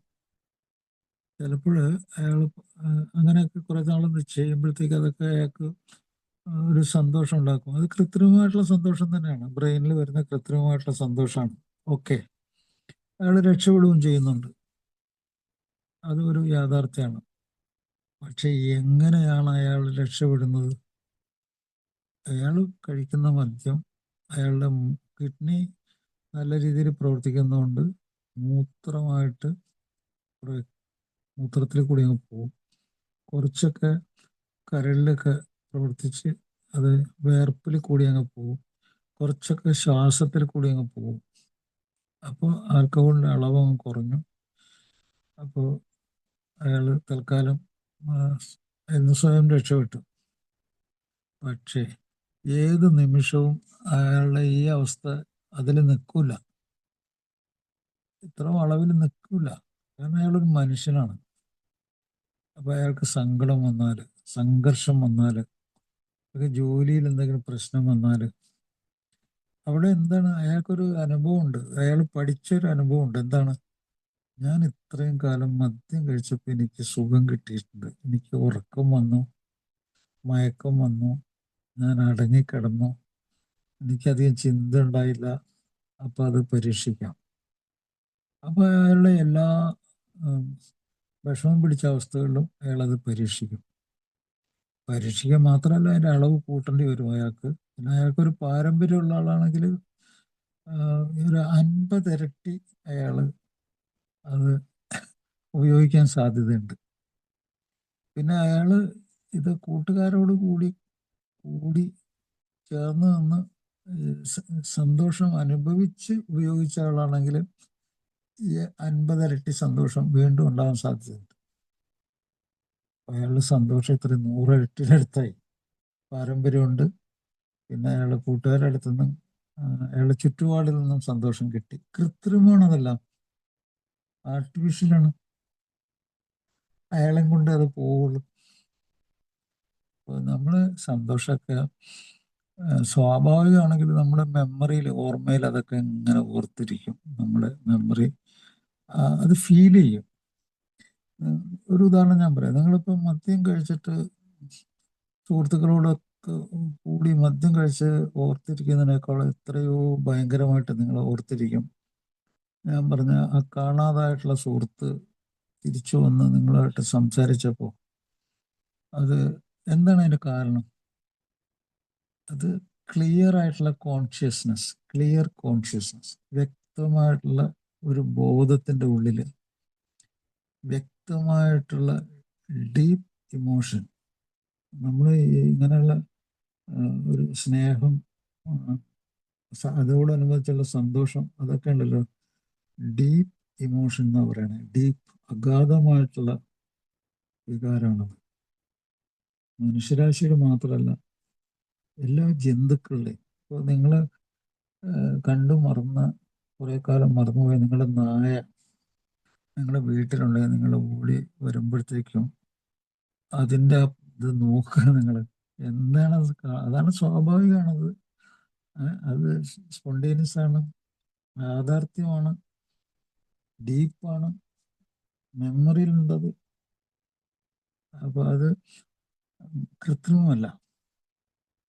അപ്പം അതുകൊണ്ട് പ്രോഗ്രാം ഇതൊക്കെ ഒരു ആ കൃത്രിമത്തൊക്കെ കളഞ്ഞിട്ട് സ്വാഭാവികമായിട്ടുള്ള നിങ്ങളുടെ അവയവങ്ങളും നിങ്ങളുടെ തലച്ചോറും റിക്കവറിയിലേക്ക് വന്ന് ഒരു ജീവിതം അതാണ് നൽകുന്നത്. അപ്പം അതുകൊണ്ട് ഞാൻ പറയുന്നു, this programme is very good.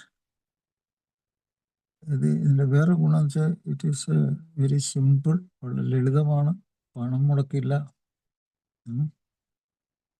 അതുകൊണ്ട് വളരെ ലളിതമാണ്. ഇപ്പോൾ അവസാനത്തെ ഒരു സംഗതി പറയുകയാണ്, വിദേശ രാജ്യങ്ങളിൽ പറയുന്നു ക്രിമിനാലിറ്റി കൂടുതലാണ്, ഭയങ്കര കൂടുതലാണ്. അതുകൊണ്ട് സ്വന്തം സുഹൃത്തുക്കളെയും സ്വന്തം കുടുംബാംഗങ്ങളെയും സ്വന്തം എന്ന് വിളിക്കുന്ന ആളുകളുടെ മുകളിലാണ് ക്രിമിനാലിറ്റി കൂടുതൽ കാണുന്നത്. കൊലപാതകങ്ങൾ കണ്ടമാനം നടക്കുന്നുണ്ട്. ഈ ഈ അഡിക്ഷൻ ഇവിടെ എങ്ങും നിൽക്കില്ല. അത് അത് വ്യാപകമാകും. അത് വളരെയധികം ആളുകൾക്ക് ജീവിക്കാൻ പറ്റാത്ത അവസ്ഥ ഉണ്ടാക്കും. കൂടുതൽ ജീവിക്കുന്നവർക്ക് കെയർ ഗീവർ എന്ന് പറയും. കെയർ ഗീവർ ആരാണോ സംരക്ഷണം കൊടുക്കുന്നത്, സുരക്ഷിതത്വം കൊടുക്കുന്നത്, സഹായിക്കുന്നത്, രക്ഷപ്പെടാൻ സഹായിക്കുന്നത്, അവരും രോഗികളായി മാറും. വിഷാദ രോഗം, ഇമോഷണൽ ഡിസോർഡർ അവരെ ബാധിക്കും. അവർ ക്രിമിനൽ സ്വഭാവത്തിലേക്ക് അവർക്കും പോകാൻ സാധ്യതയുണ്ട്. ഇമോഷണലാവും. അപ്പം ഇത് ലോകാരോഗ്യ സംഘടന പറയുന്നത് ഭയങ്കരമായിട്ടുള്ള കാര്യങ്ങളാണ്. ഞാൻ നിങ്ങളോട് പങ്കുവച്ചത് 3 കാര്യങ്ങളാണ്. 3 പുസ്തകങ്ങളിൽ പറയുന്ന കാര്യങ്ങളാണ്.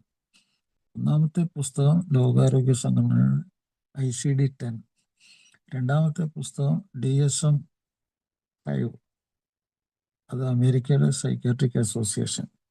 മൂന്നാമത്തെ ആൽക്കഹോളിക്സ് അനോണിമസ് എന്ന അനുഭവങ്ങളും ശക്തിയും പ്രതീക്ഷയും പരസ്പരം പങ്കുവച്ച് ലോകത്തിന് മാതൃകയായിട്ട് ഇന്നും അനേകം പേര് ജീവിക്കുകയും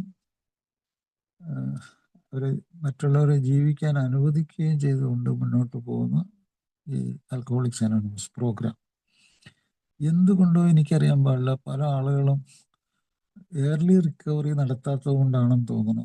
നേരത്തെ റിക്കവറിയിലേക്ക് പോകാത്ത കൊണ്ട് അവസാനത്തെ ലാപ്പിൽ ഓടി വരയിലെത്താം എന്ന് വിചാരിക്കുന്ന ചില ആൾക്കാരുണ്ട്.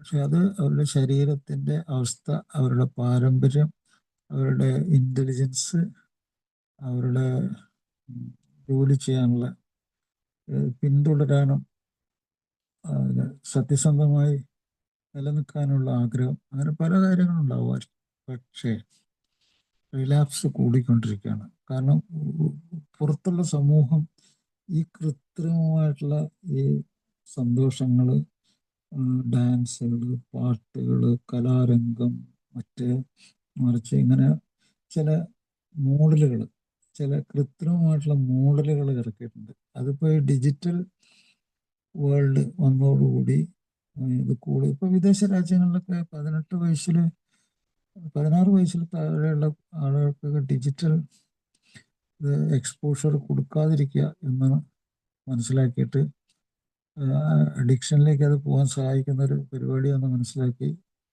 പല രാജ്യങ്ങളും ഇത് പ്രോഹിബിറ്റ് ചെയ്യാനായിട്ട് തീരുമാനിച്ചിട്ടുണ്ട്. പിന്നെ പല രാജ്യങ്ങളിലും കൃത്രിമമായിട്ട് ചില ആശയങ്ങൾ ഉണ്ടാക്കിയിട്ട് ആ ആശയങ്ങളിൽ കൂടി ആളുകളെ രക്ഷപ്പെടുത്താം എന്ന് വിചാരിച്ച് ഈ ആശയങ്ങളുടെ അഡിക്ഷൻ ഉണ്ടാക്കും. ചില ആശയങ്ങൾ അഡിക്ഷൻ ഉണ്ടാക്കും, വേർതിരിവുകൾ ഉണ്ടാക്കും, ഉച്ചനീചത്വങ്ങൾ ഉണ്ടാക്കും, അടിമത്തം ഉണ്ടാക്കും.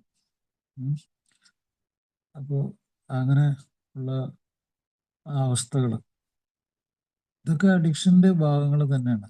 ഗാംബ്ലിംഗ് അഡിക്ഷൻ, ഇങ്ങനെ സെക്ച്വൽ അഡിക്ഷൻ, അങ്ങനെ ഈ അഡിക്ഷൻ്റെ ഉള്ളിൽ തന്നെ പലതരം ക്രിമിനാലിറ്റികളും ഇതെല്ലാം ലോകത്തിൽ വന്ന് ഈ ക്രിമിനൽ വേൾഡിൽ ആളുകൾ പരസ്പരം സ്നേഹബന്ധങ്ങൾ ഒക്കെ മറന്ന് പ്രവർത്തിച്ച് മരിക്കുന്നു. ഇതാണ് WHO ഇപ്പോൾ പറഞ്ഞുകൊണ്ടിരിക്കുന്ന കാര്യങ്ങൾ. WHO പ്രധാനപ്പെട്ട ഓഫീസാണ് യുണൈറ്റഡ് നേഷൻസ് ഓഫീസ്, UNO. അവിടെ വലിയ വെണ്ടയ്ക്ക അക്ഷരത്തിൽ എഴുതി വെച്ചിട്ടുണ്ട് ഡ്രഗ്സ് ക്രൈം, 2 അക്ഷരം എഴുതി വെച്ചിട്ടുണ്ട്. ഡ്രഗ്സ് കുറ്റകൃത്യങ്ങൾ ഉണ്ടാക്കുന്നു, കൊലപാതകങ്ങൾ ഉണ്ടാക്കുന്നു. അപ്പോൾ അതുകൊണ്ട് ലോകത്തിലുള്ള എല്ലാ ആൾക്കാരും മറ്റുള്ളവരെ രക്ഷിക്കാൻ വേണ്ടി ബോധമുള്ളവരാകുക. ഈ ഭയങ്കര വിപത്തിൽ നിന്ന് ആൾക്കാരെ രക്ഷപ്പെടുത്താൻ സഹായിക്കുക. അതിനുവേണ്ടി ഏറ്റവും അടുത്ത പ്രൈമറി ഹെൽത്ത് സെൻ്ററിലെ ഡോക്ടർ, ആ ഡോക്ടർ ബോധമുള്ള ആളായിരിക്കണം, ഇതിനെപ്പറ്റി നല്ല വിവരമുള്ള ആളായിരിക്കണം, ആ കുടുംബാംഗങ്ങളെ സഹായിക്കണം. എങ്ങനെ ഇയാളെ റിക്കവറി പ്രോഗ്രാമിൽ എത്തിക്കാം, അയാളുടെ മാനസിക രോഗത്തിന് എന്തെല്ലാം ചികിത്സ കൊടുക്കണം, പ്രോഗ്രാമിനെ പറ്റിയുള്ള അറിവ്, എവിടെയൊക്കെ കിട്ടും എന്നുള്ള അറിവ്, ഇതൊക്കെയാണ് ഇപ്പോൾ ലോകാരോഗ്യ സംഘടന നടത്തിക്കൊണ്ടിരിക്കുന്ന ചില കാര്യങ്ങൾ. അവരത് നടപ്പിലാക്കുന്നുണ്ട്. അപ്പോൾ അതിൻ്റെ ഒരു ഭാഗമാക്കാനായിട്ട് ഈ ആൽക്കഹോളിക്സ് അനോണിമസിന് കഴിയണം. പക്ഷെ പല ആൾക്കാർക്കും അത് എന്തോ ഒരു നാണക്കേട്, എന്തോ ലജ്ജിപ്പിക്കുന്ന കാര്യമാണ് ഷെയിം. അവർ എപ്പോഴും അവർ മനസ്സിൻ്റെ മുമ്പിലേക്ക് വരുന്നത് ഷെയിമാണ്. ഷെയിം ഇത് ഈ ആൽക്കഹോളിസത്തെ കുറിച്ച് ശരിക്കും മനസ്സിലാക്കി കഴിഞ്ഞാൽ ആ ഷെയിം അവിടെ ഇല്ലാതായി. ഞാൻ എയിൽ വന്ന് ഒരാൾ പറയുകയാണ്, ഞാൻ ഈ പ്രോഗ്രാമിൽ വന്നു, എനിക്കിപ്പോൾ മനസ്സിലായി, ഇന്ന കാര്യങ്ങളൊക്കെ മനസ്സിലായിട്ടുണ്ട്, ഞാനൊരു മദ്യാസക്തനാണ്. അയാൾ തുറന്നു പറയുകയാണ്, എൻ്റെ പേരിന്നതാണ്, ഞാൻ ഇത്ര നാൾ വിട്ടു നിൽക്കുന്നു, ഇപ്പം എൻ്റെ കുടുംബത്തിൻ്റെ എൻ്റെ അവസ്ഥ ഇതൊക്കെയാണ്, അങ്ങനെയൊക്കെ പറയുന്നു. അങ്ങനെ പറയുമ്പോൾ എന്താണ്, അവിടെ ഷെയിമില്ല, ലജ്ജയില്ല, അവിടെ ഒരു വിരോധമില്ല, ആരോടും ഒരു വിരോധമില്ല, അയാൾക്ക് അയാളോട് പോലും ഒരു വിരോധമില്ല. ഇങ്ങനത്തെ ഒരു ശക്തമായിട്ടുള്ള തെളിവുകളുടെ അടിസ്ഥാനപ്പെടുത്തിയുള്ള രോഗത്തെ നിർണയിക്കലും രോഗത്തെപ്പറ്റി മനസ്സിലാക്കലും രക്ഷപ്പെടലും, അതാണ് WHO ഉദ്ദേശിക്കുന്ന പരിപാടി. ഒരിക്കൽ കൂടി എല്ലാവർക്കും ഞാൻ ശരിക്കും ഹാർഡ് വർക്ക് ചെയ്യുക, പബ്ലിക് ഇൻഫർമേഷൻ, പൊതുജനങ്ങൾക്ക് നല്ല രീതിയിലുള്ള അറിവ് കൊടുക്കുക. ഇതെല്ലാം ഞാൻ ഈ ആൽക്കഹോളിസത്തിനെ പറ്റിയും മറ്റ് ഡ്രഗ് അഡിക്ഷനും മാനസിക രോഗങ്ങളും തമ്മിലുള്ള ബന്ധത്തെക്കുറിച്ചും എല്ലാവർക്കും ഉപകാരപ്പെടുന്ന ഇപ്പം ഞാൻ ഈ പറഞ്ഞ കാര്യങ്ങൾക്ക് ഉൾപ്പെടുന്ന ഒരു പോക്കറ്റ് ബുക്ക്, അത് അതിൻ്റെ ഒരു പ്രിപ്പറേഷനിലാണ്. വളരെ കുറഞ്ഞ പേജുകളിൽ ഒരു പോക്കറ്റ് സൈസ് ബുക്ക്, അതിൽ കൂടി ഏതൊക്കെ രീതിയിലുള്ള സമീപനത്തിലൂടെ ഒരാൾക്ക് ജീവിതം തിരിച്ചു പിടിക്കാൻ പറ്റും. അപ്പം ഞാനിങ്ങനെ പറയുന്നതുകൊണ്ട് ഞാനിങ്ങനെ സമ്പൂർണമായിട്ടും എന്തോ വേറൊരു ലോകത്തുനിന്ന് വന്നൊരു ഇത് അങ്ങനെയുള്ള ഉദ്ദേശമൊന്നുമില്ല.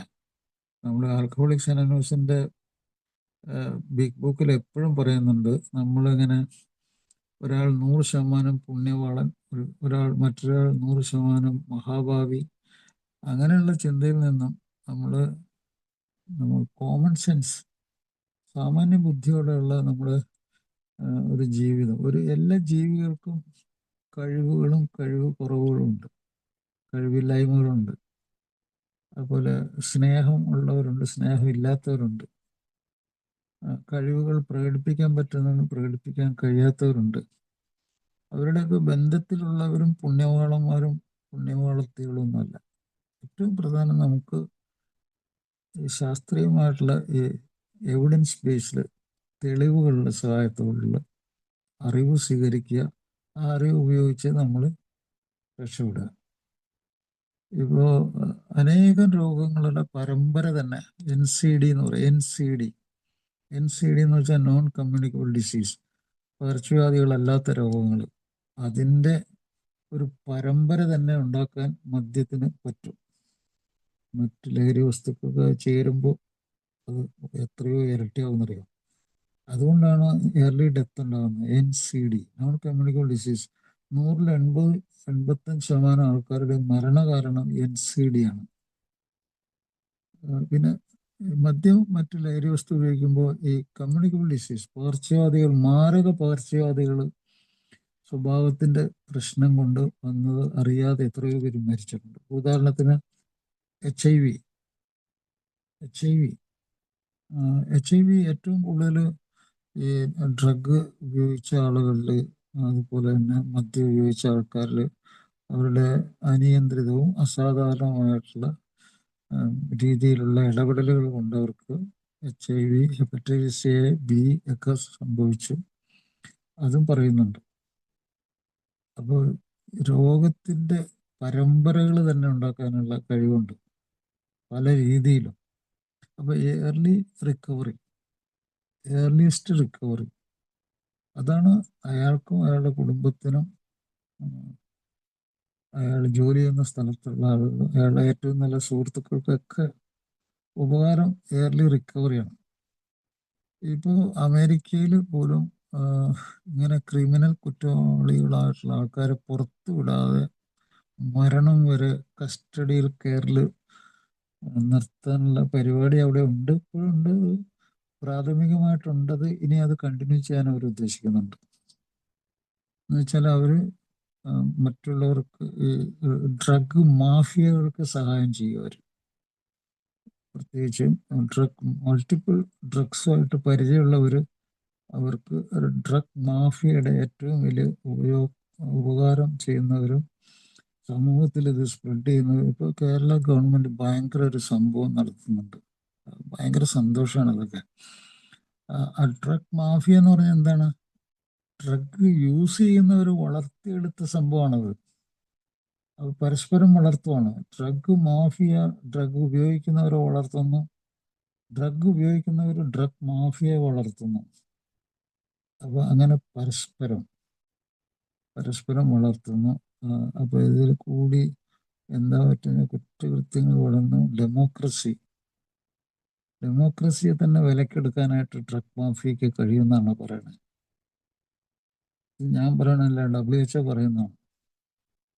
ഒരിക്കൽ കൂടി എല്ലാവർക്കും ഈ കാര്യങ്ങളെ പറ്റിയുള്ള ഒരു അറിവ് പറഞ്ഞതിനും അതുപോലെ അവർക്ക് എന്തെങ്കിലും സഹായം ഈ രീതിയിൽ റിക്കവറിക്ക് വേണ്ടി എന്ത് വേണമെങ്കിൽ ചെയ്യാനും ഞാൻ സന്നദ്ധനാണ്.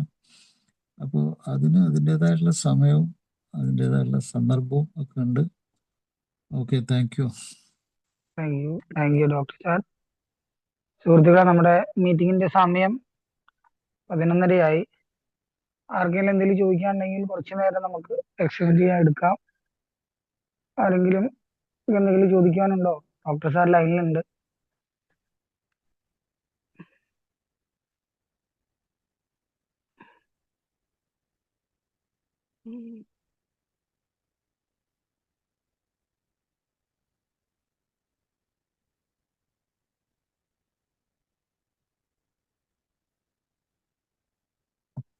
പ്രിയപ്പെട്ടവരെ,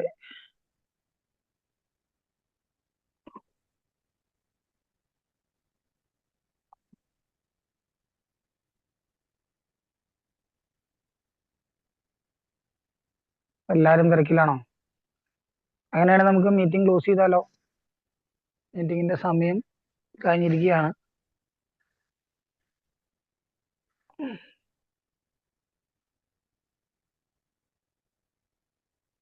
അപ്പോൾ സമയം അവർക്ക് ചോദിക്കാനൊന്നുമില്ലെങ്കിൽ ഞാൻ ചില കാര്യങ്ങളെ പറ്റി വീണ്ടും സംസാരിക്കാം. ഇപ്പോൾ സമയം 11:30. സമയം അരുൺ ചേട്ടൻ എന്തോ ചോദിക്കാണ്ട്? ചോദിക്കാനല്ല സാർ, ഒരു കാര്യം സന്തോഷം ഷെയർ ചെയ്യാനാണ്. ഞാന് എല്ലാതരം ലഹരി വസ്തുക്കളിൽ നിന്നും വിട്ടു നിന്നിട്ട് നാളത്തേക്ക് 1000 ദിവസം തികയാണ്. അതെനിക്ക് വളരെ സന്തോഷം നൽകുന്ന. Thank you doctor. Thank you doctor. Celebration എന്ന് പറഞ്ഞാൽ അതിനാണ് സെലിബ്രേഷൻ വേണ്ടത്. ഓക്കെ, അതെ, താങ്ക് യു സാർ. അതൊന്ന് ഷെയർ ചെയ്തതാണ്. Thank you.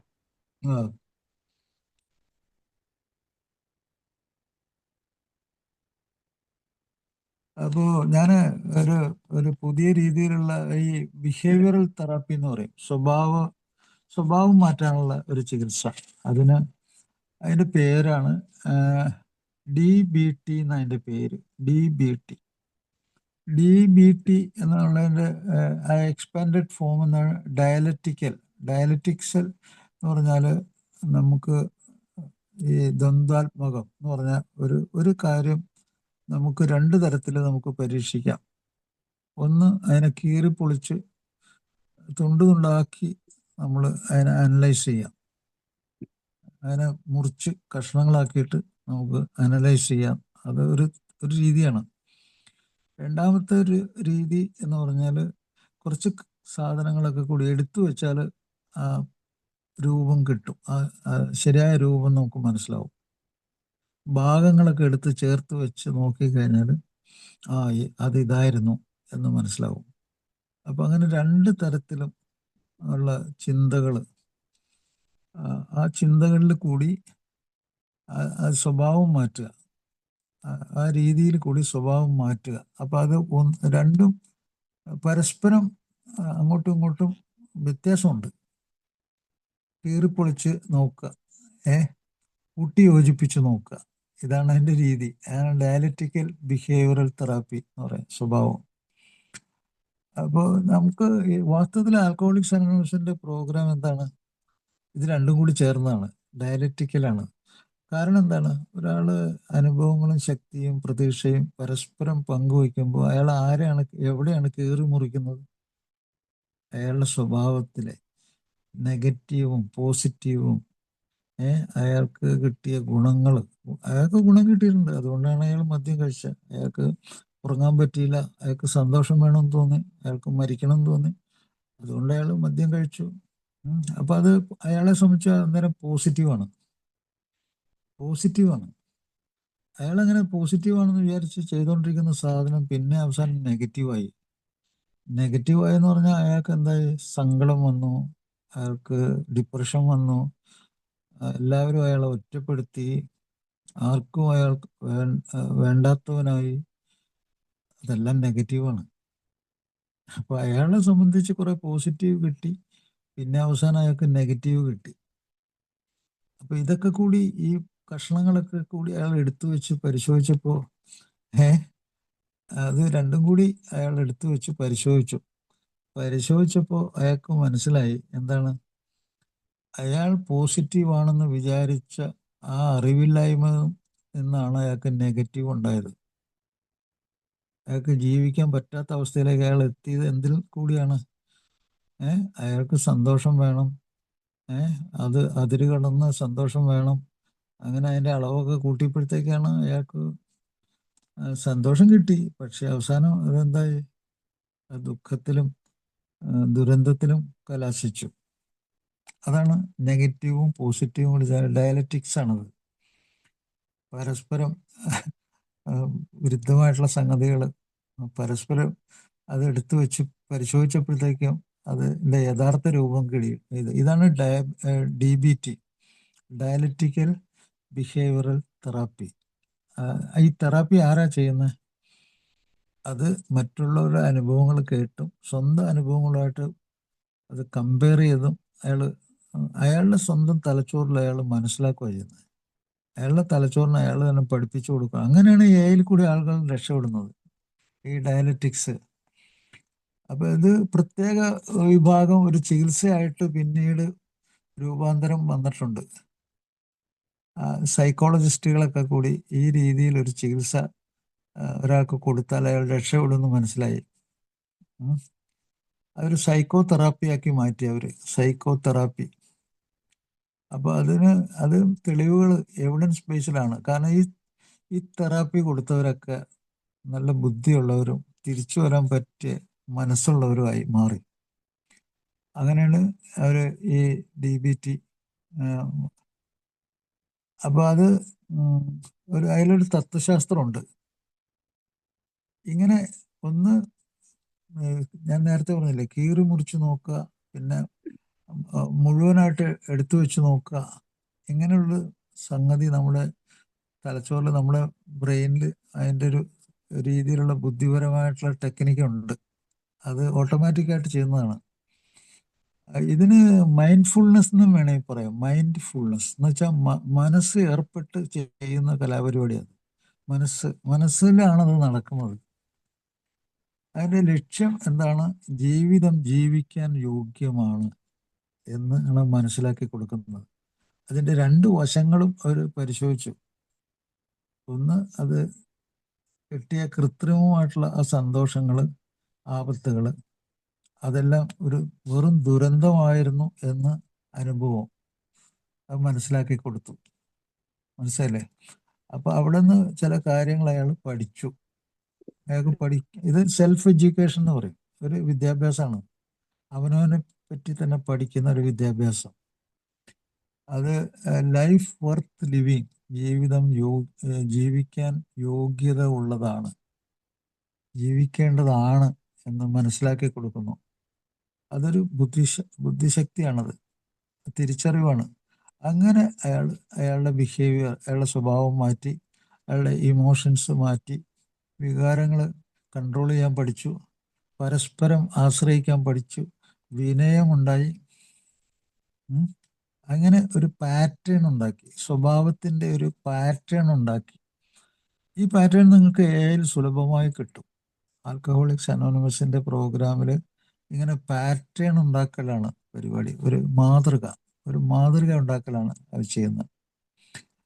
അപ്പോൾ ഇതിന് വേറൊരു പേരും കൂടി ബയോസോഷ്യൽ തിയറി എന്ന് പറയും. ബയോസോഷ്യൽ ജൈവപരമായിട്ട് ഒരു സാമൂഹ്യ ബന്ധം ഉണ്ടാക്കുന്ന ഒരു തിയറിയാണിത്. അതിൻ്റെ പ്രിൻസിപ്പിൾസ് എന്താ വെച്ചാൽ, ഒന്ന് സൈക്കോ എഡ്യൂക്കേഷനാണ്, സ്വയം പഠിപ്പിക്കലാണ്, സ്വന്തമായിട്ടൊരു മാനസിക വിദ്യാഭ്യാസം ഉണ്ടാക്കലാണ്. അത് അറിവ് നേടിയിട്ടാണ് ഉണ്ടാക്കുന്നത്.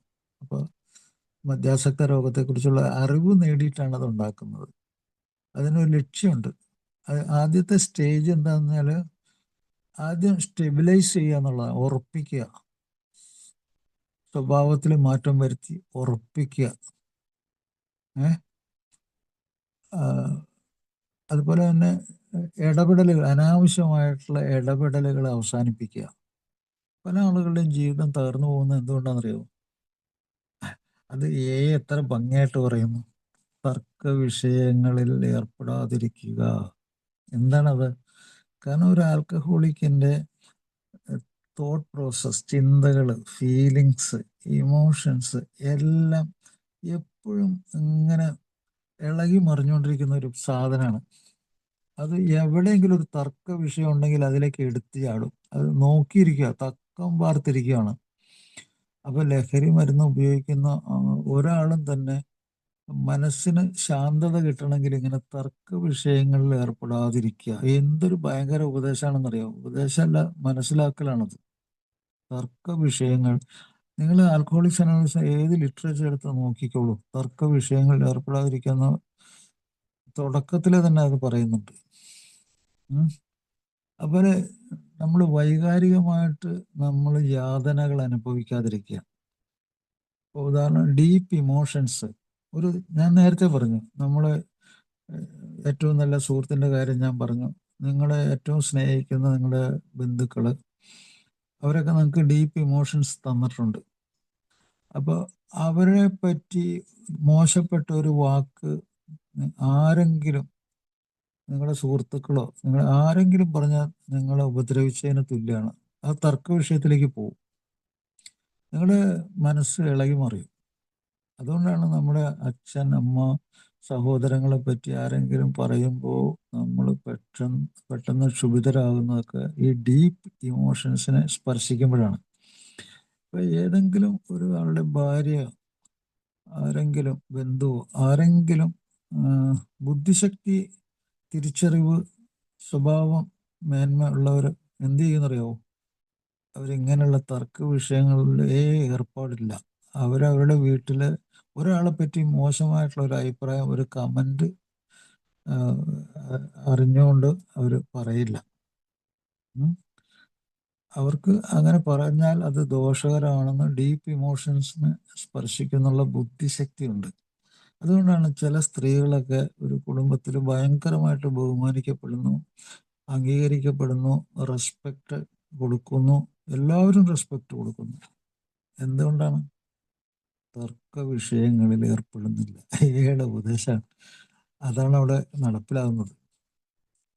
പിന്നെ മറ്റൊരു സംഗതി, അപ്പോൾ അവിടെ ഇമോഷണൽ സഫറിങ് ഇല്ല, വൈകാരികമായിട്ടുള്ള യാതനകൾ ഉണ്ടാവും തർക്ക വിഷയങ്ങളിൽ ഏർപ്പെട്ടാലും. അപ്പോൾ അത് നടക്കുന്നില്ല. പിന്നെ സാധാരണ പ്രശ്നങ്ങൾ, നിസാര പ്രശ്നങ്ങൾ, സാധാരണ എല്ലാവരുടെയും ജീവിതത്തിലുള്ളതാണ്. നിസ്സാര പ്രശ്നങ്ങളുണ്ടാവും. അതിനെ എങ്ങനെ നേരിടണം? അതിനെ നേരിടാനുള്ള ആദ്യത്തെ സംഗതി നമ്മൾ സ്വയം നമ്മളെ ബഹുമാനിക്കുക. അതാണ് ജീവിതവും. ജീവിതം അതാണല്ലോ. ശരീരം ചെയ്യുന്ന എന്താണ്? ജീവിക്കാനുള്ള, മരിച്ചു പോകാതിരിക്കാൻ, ചീഞ്ഞു പോകാതിരിക്കാനായിട്ട് ശരീരം ക്രമം ഉണ്ടാക്കുക. അപ്പൊ നമ്മുടെ ശരീരത്തോടും അതിൻ്റെ ഉള്ളിലെ മനസ്സിനോടും റെസ്പെക്റ്റ് അതിനെ ബഹുമാനിക്കുക. അതൊരു അത്ഭുതം നടത്തുന്ന യന്ത്രമാണ്. നിങ്ങളുടെ മൊബൈൽ നിങ്ങൾ ചവിട്ടി കളയുവോ എറിഞ്ഞു കളയുവോ ഒക്കെ ചെയ്യുന്നുണ്ടെങ്കിൽ നിങ്ങൾക്ക് ചിലപ്പോൾ ഭയങ്കര വിലപിടിപ്പുള്ള ഒരു സാധനമായിരിക്കും നഷ്ടപ്പെടുന്നത്. പല വിവരങ്ങളും അതിൻ്റെ ഉള്ളിലുണ്ട്. കമ്മ്യൂണിക്കേഷൻ, ഇൻഫർമേഷൻ, അറിവുകൾ, അതൊക്കെയാണ് നിങ്ങൾ നശിപ്പിക്കുന്നത്. അപ്പോൾ നമ്മുടെ ബ്രെയിനിനെ നമ്മൾ രക്ഷപ്പെടുത്തുകയാണ് ചെയ്യുന്നത്. അതിനെ ശരിയായ രീതിയിൽ പെരുമാറാൻ പഠിപ്പിക്കുകയാണ് ചെയ്യുന്നത് നമ്മൾ. അപ്പൊ അത് എത്ര നിസ്സാരമായിട്ട് ഒറ്റ വാക്കിൽ തർക്ക വിഷയങ്ങളിൽ ഏർപ്പെടാതിരിക്കും. പിന്നെ എപ്പോഴും ധാരണ ഉണ്ടാക്കുക, തന്നെപ്പറ്റി ധാരണ ഉണ്ടാക്കുക. അപ്പൊ ഈ ലോകാരോഗ്യ സംഘടന അവസാനം ഒരു കേന്ദ്രത്തിൽ നിൽക്കുന്ന ഒരു വാക്ക് പറഞ്ഞിട്ടുണ്ട്. അതെന്താണെന്നറിയോ? Self care. നിസാര 2 അക്ഷരങ്ങൾ. Self care. ആൽക്കഹോള്, മറ്റ് ഡ്രഗ് ഉപയോഗിച്ച് ക്രിമിനാലിറ്റിയിൽ വരെ ചെല്ലുന്ന ആൾക്കാർ ഈ എവിഡൻസ് ബേസ്ഡ് തെളിവുകളുടെ സഹായത്തോടുള്ള ഈ കാര്യങ്ങൾ മനസ്സിലാക്കുകയും സെൽഫ് കെയർ, അവനവനെ സംരക്ഷിക്കുക. ഞാൻ ഇതുവരെ പറഞ്ഞുകൊണ്ടിരുന്നത് സ്വന്തം ശരീരത്തെ, സ്വന്തം മനസ്സിനെ, സ്വന്തം സ്വഭാവത്തെ ബഹുമാനിക്കുക. ആദ്യം നമ്മളെ റെസ്പെക്ട് ചെയ്യുക. അപ്പോൾ അത് ക്രമം ഉണ്ടാക്കും, ക്രമമായിട്ട് മാറും. അതാണ് അവർ പറയുന്നത്. അവയർനെസ് ഉണ്ടാക്കും, ധാരണ ഉണ്ടാക്കും. എന്നെപ്പറ്റി എനിക്ക് ധാരണ ഉണ്ടാക്കി തരും, ഒരു സംതൃപ്തി ഉണ്ടാക്കി തരും. അതാണ് യഥാർത്ഥ സന്തോഷം. ഇപ്പോൾ നമുക്ക് നമ്മുടെ ആയിട്ട് ബന്ധപ്പെട്ട് അപ്പോൾ എന്താണ് ഈ DBT എന്ന് മനസ്സിലായി കാണുമെന്ന് വിചാരിക്കുന്നു. Thank you. Sir, thank you. സുഹൃത്തുക്കളെ, നമ്മുടെ മീറ്റിങ്ങിന്റെ സമയം കഴിഞ്ഞിരിക്കുകയാണ്. ഞങ്ങൾക്ക് വേണ്ടി ഇത്രയധികം സമയം സംസാരിക്കുകയും മദ്യപാനവും മദ്യപാനത്തെ രോഗത്തെക്കുറിച്ചും അതിന്റെ ചികിത്സാ രീതിയെക്കുറിച്ചും ആൽക്കഹോളിക് അനോണിമസിനെ കുറിച്ചും അതിന്റെ പ്രവർത്തന രീതിയെക്കുറിച്ചും വിശദീകരിച്ചു തന്ന ഡോക്ടർ സാറിനോട് മിഡ്നൈറ്റ് സാറിന്റെ പേരിലും ഞങ്ങൾ എല്ലാവരുടെയും പേരിലും നന്ദി അറിയിക്കുന്നു. അടുത്ത ആഴ്ചയും സാർ എത്തുമെന്ന പ്രതീക്ഷയോടുകൂടി മീറ്റിംഗ് അവസാനിപ്പിക്കുകയാണ്. ഇന്ന് മിഡ്നൈറ്റ് സാർ ഗ്രൂപ്പ് മീറ്റിംഗിൽ എത്തിച്ചേർന്ന എല്ലാ സുഹൃത്തുക്കളോടും നന്ദി പറയുന്നു. മീറ്റിംഗ് അവസാനിപ്പിച്ച് വാഗ്ദാനങ്ങൾ വായിക്കുകയാണ്.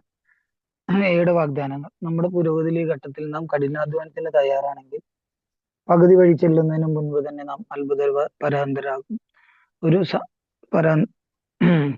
ഒരു പുതിയ സ്വാതന്ത്ര്യവും സന്തോഷവും നാം അറിയാൻ പോവുകയാണ്. കഴിഞ്ഞ കാലത്തെ ഓർത്ത് നാം ഖേദിക്കുകയോ അതിന്റെ നേരെ വാതിൽ കൊട്ടിയിടുകയില്ല. പ്രശാന്തി എന്ന വാക്കിന്റെ അർത്ഥം നന്നായി ഗ്രഹിക്കുകയും സമാധാനം എന്ന് നാം അറിയുകയും ചെയ്യും. നാം എത്രമേൽ താഴ്ത്തു പോയിട്ടുണ്ടെന്നൊരു പ്രശ്നമല്ല, നമ്മുടെ അനുഭവങ്ങൾ എങ്ങനെ മറ്റുള്ളവർക്ക് വേണ്ടി പ്രയോജനപ്പെടുത്താം എന്ന് നാം കാണുന്നു. ഒന്നിനും കൊള്ളാത്തവരാണ് നാം എന്ന ധാരണയും സ്വയം സഹതാപവും അപ്രത്യക്ഷമാകുന്നു. സ്വാർത്ഥ കാര്യങ്ങളിലുള്ള നമ്മുടെ താല്പര്യം നഷ്ടപ്പെടുകയും നമ്മുടെ സഹജീവികളുടെ സ്നേഹം വർദ്ധിക്കുകയും ചെയ്യുന്നു. ഭാഗ്യാന്വേഷണ പ്രവണത നമ്മിൽ നിന്നകലും. ജീവിതത്തോടുള്ള നമ്മുടെ മനോഭാവവും കാഴ്ചപ്പാടും മാറും. ആളുകളെക്കുറിച്ചും സാമ്പത്തിക സുരക്ഷിതത്വത്തെക്കുറിച്ചുമുള്ള ഭയം നമ്മെ വിട്ടകലും. നമ്മളെ അന്താളിപ്പിച്ചിരുന്ന സാഹചര്യങ്ങൾ എങ്ങനെ കൈകാര്യം ചെയ്യണമെന്ന് ഒരു ഉൾവിളി കൊണ്ടെന്ന പോലെ നാം അറിയുന്നു. ഞങ്ങൾക്ക് സ്വയം ചെയ്യാൻ കഴിയാതിരുന്ന കാര്യങ്ങൾ ദൈവം ഞങ്ങൾക്ക് വേണ്ടി ചെയ്യുന്നുവെന്ന് പെട്ടെന്ന് ഞങ്ങൾക്ക് ബോധ്യപ്പെടുന്നു. ഇതൊക്കെ അതിരുകടന്ന വാഗ്ദാനങ്ങളാണ് അല്ലെന്നാണ് ഞങ്ങൾ കരുതുന്നത്. ഞങ്ങൾക്കിടയിൽ അവ സഫലമാക്കപ്പെടുന്നു, പലപ്പോഴും പെട്ടെന്ന്, ചിലപ്പോൾ സാവധാനം. നാം അതിനുവേണ്ടി ശ്രമിച്ചാൽ അവയെല്ലായ്പ്പോഴും സാധ്യമാകും. പ്രാർത്ഥന. ജോളിച്ചേട്ടാ ഉണ്ട്, ലൈനിലുണ്ട്. പ്രാർത്ഥന. ദൈവമേ, മാറ്റുവാൻ പറ്റാത്തവയെ സ്വീകരിക്കുവാനുള്ള സ്വീകരിക്കുവാനുള്ള പ്രശാന്ത മനസ്സതിയും പ്രശാന്ത മനസ്സതിയും മാറ്റുവാൻ പറ്റുന്നവയെ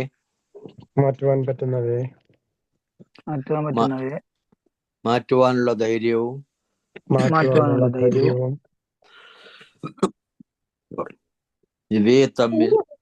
ഇവയെ തമ്മിൽ വേർതിരിച്ചറിയുവാനുള്ള വിവേകവും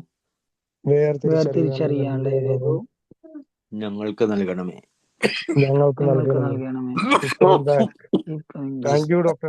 Thank you, Govan. Thank you, Srinithan, for your service. Thank you, Arun Joshi. Thank you, Alan Jatai. Thank you, Joli Cheta. Thank you. All thank you.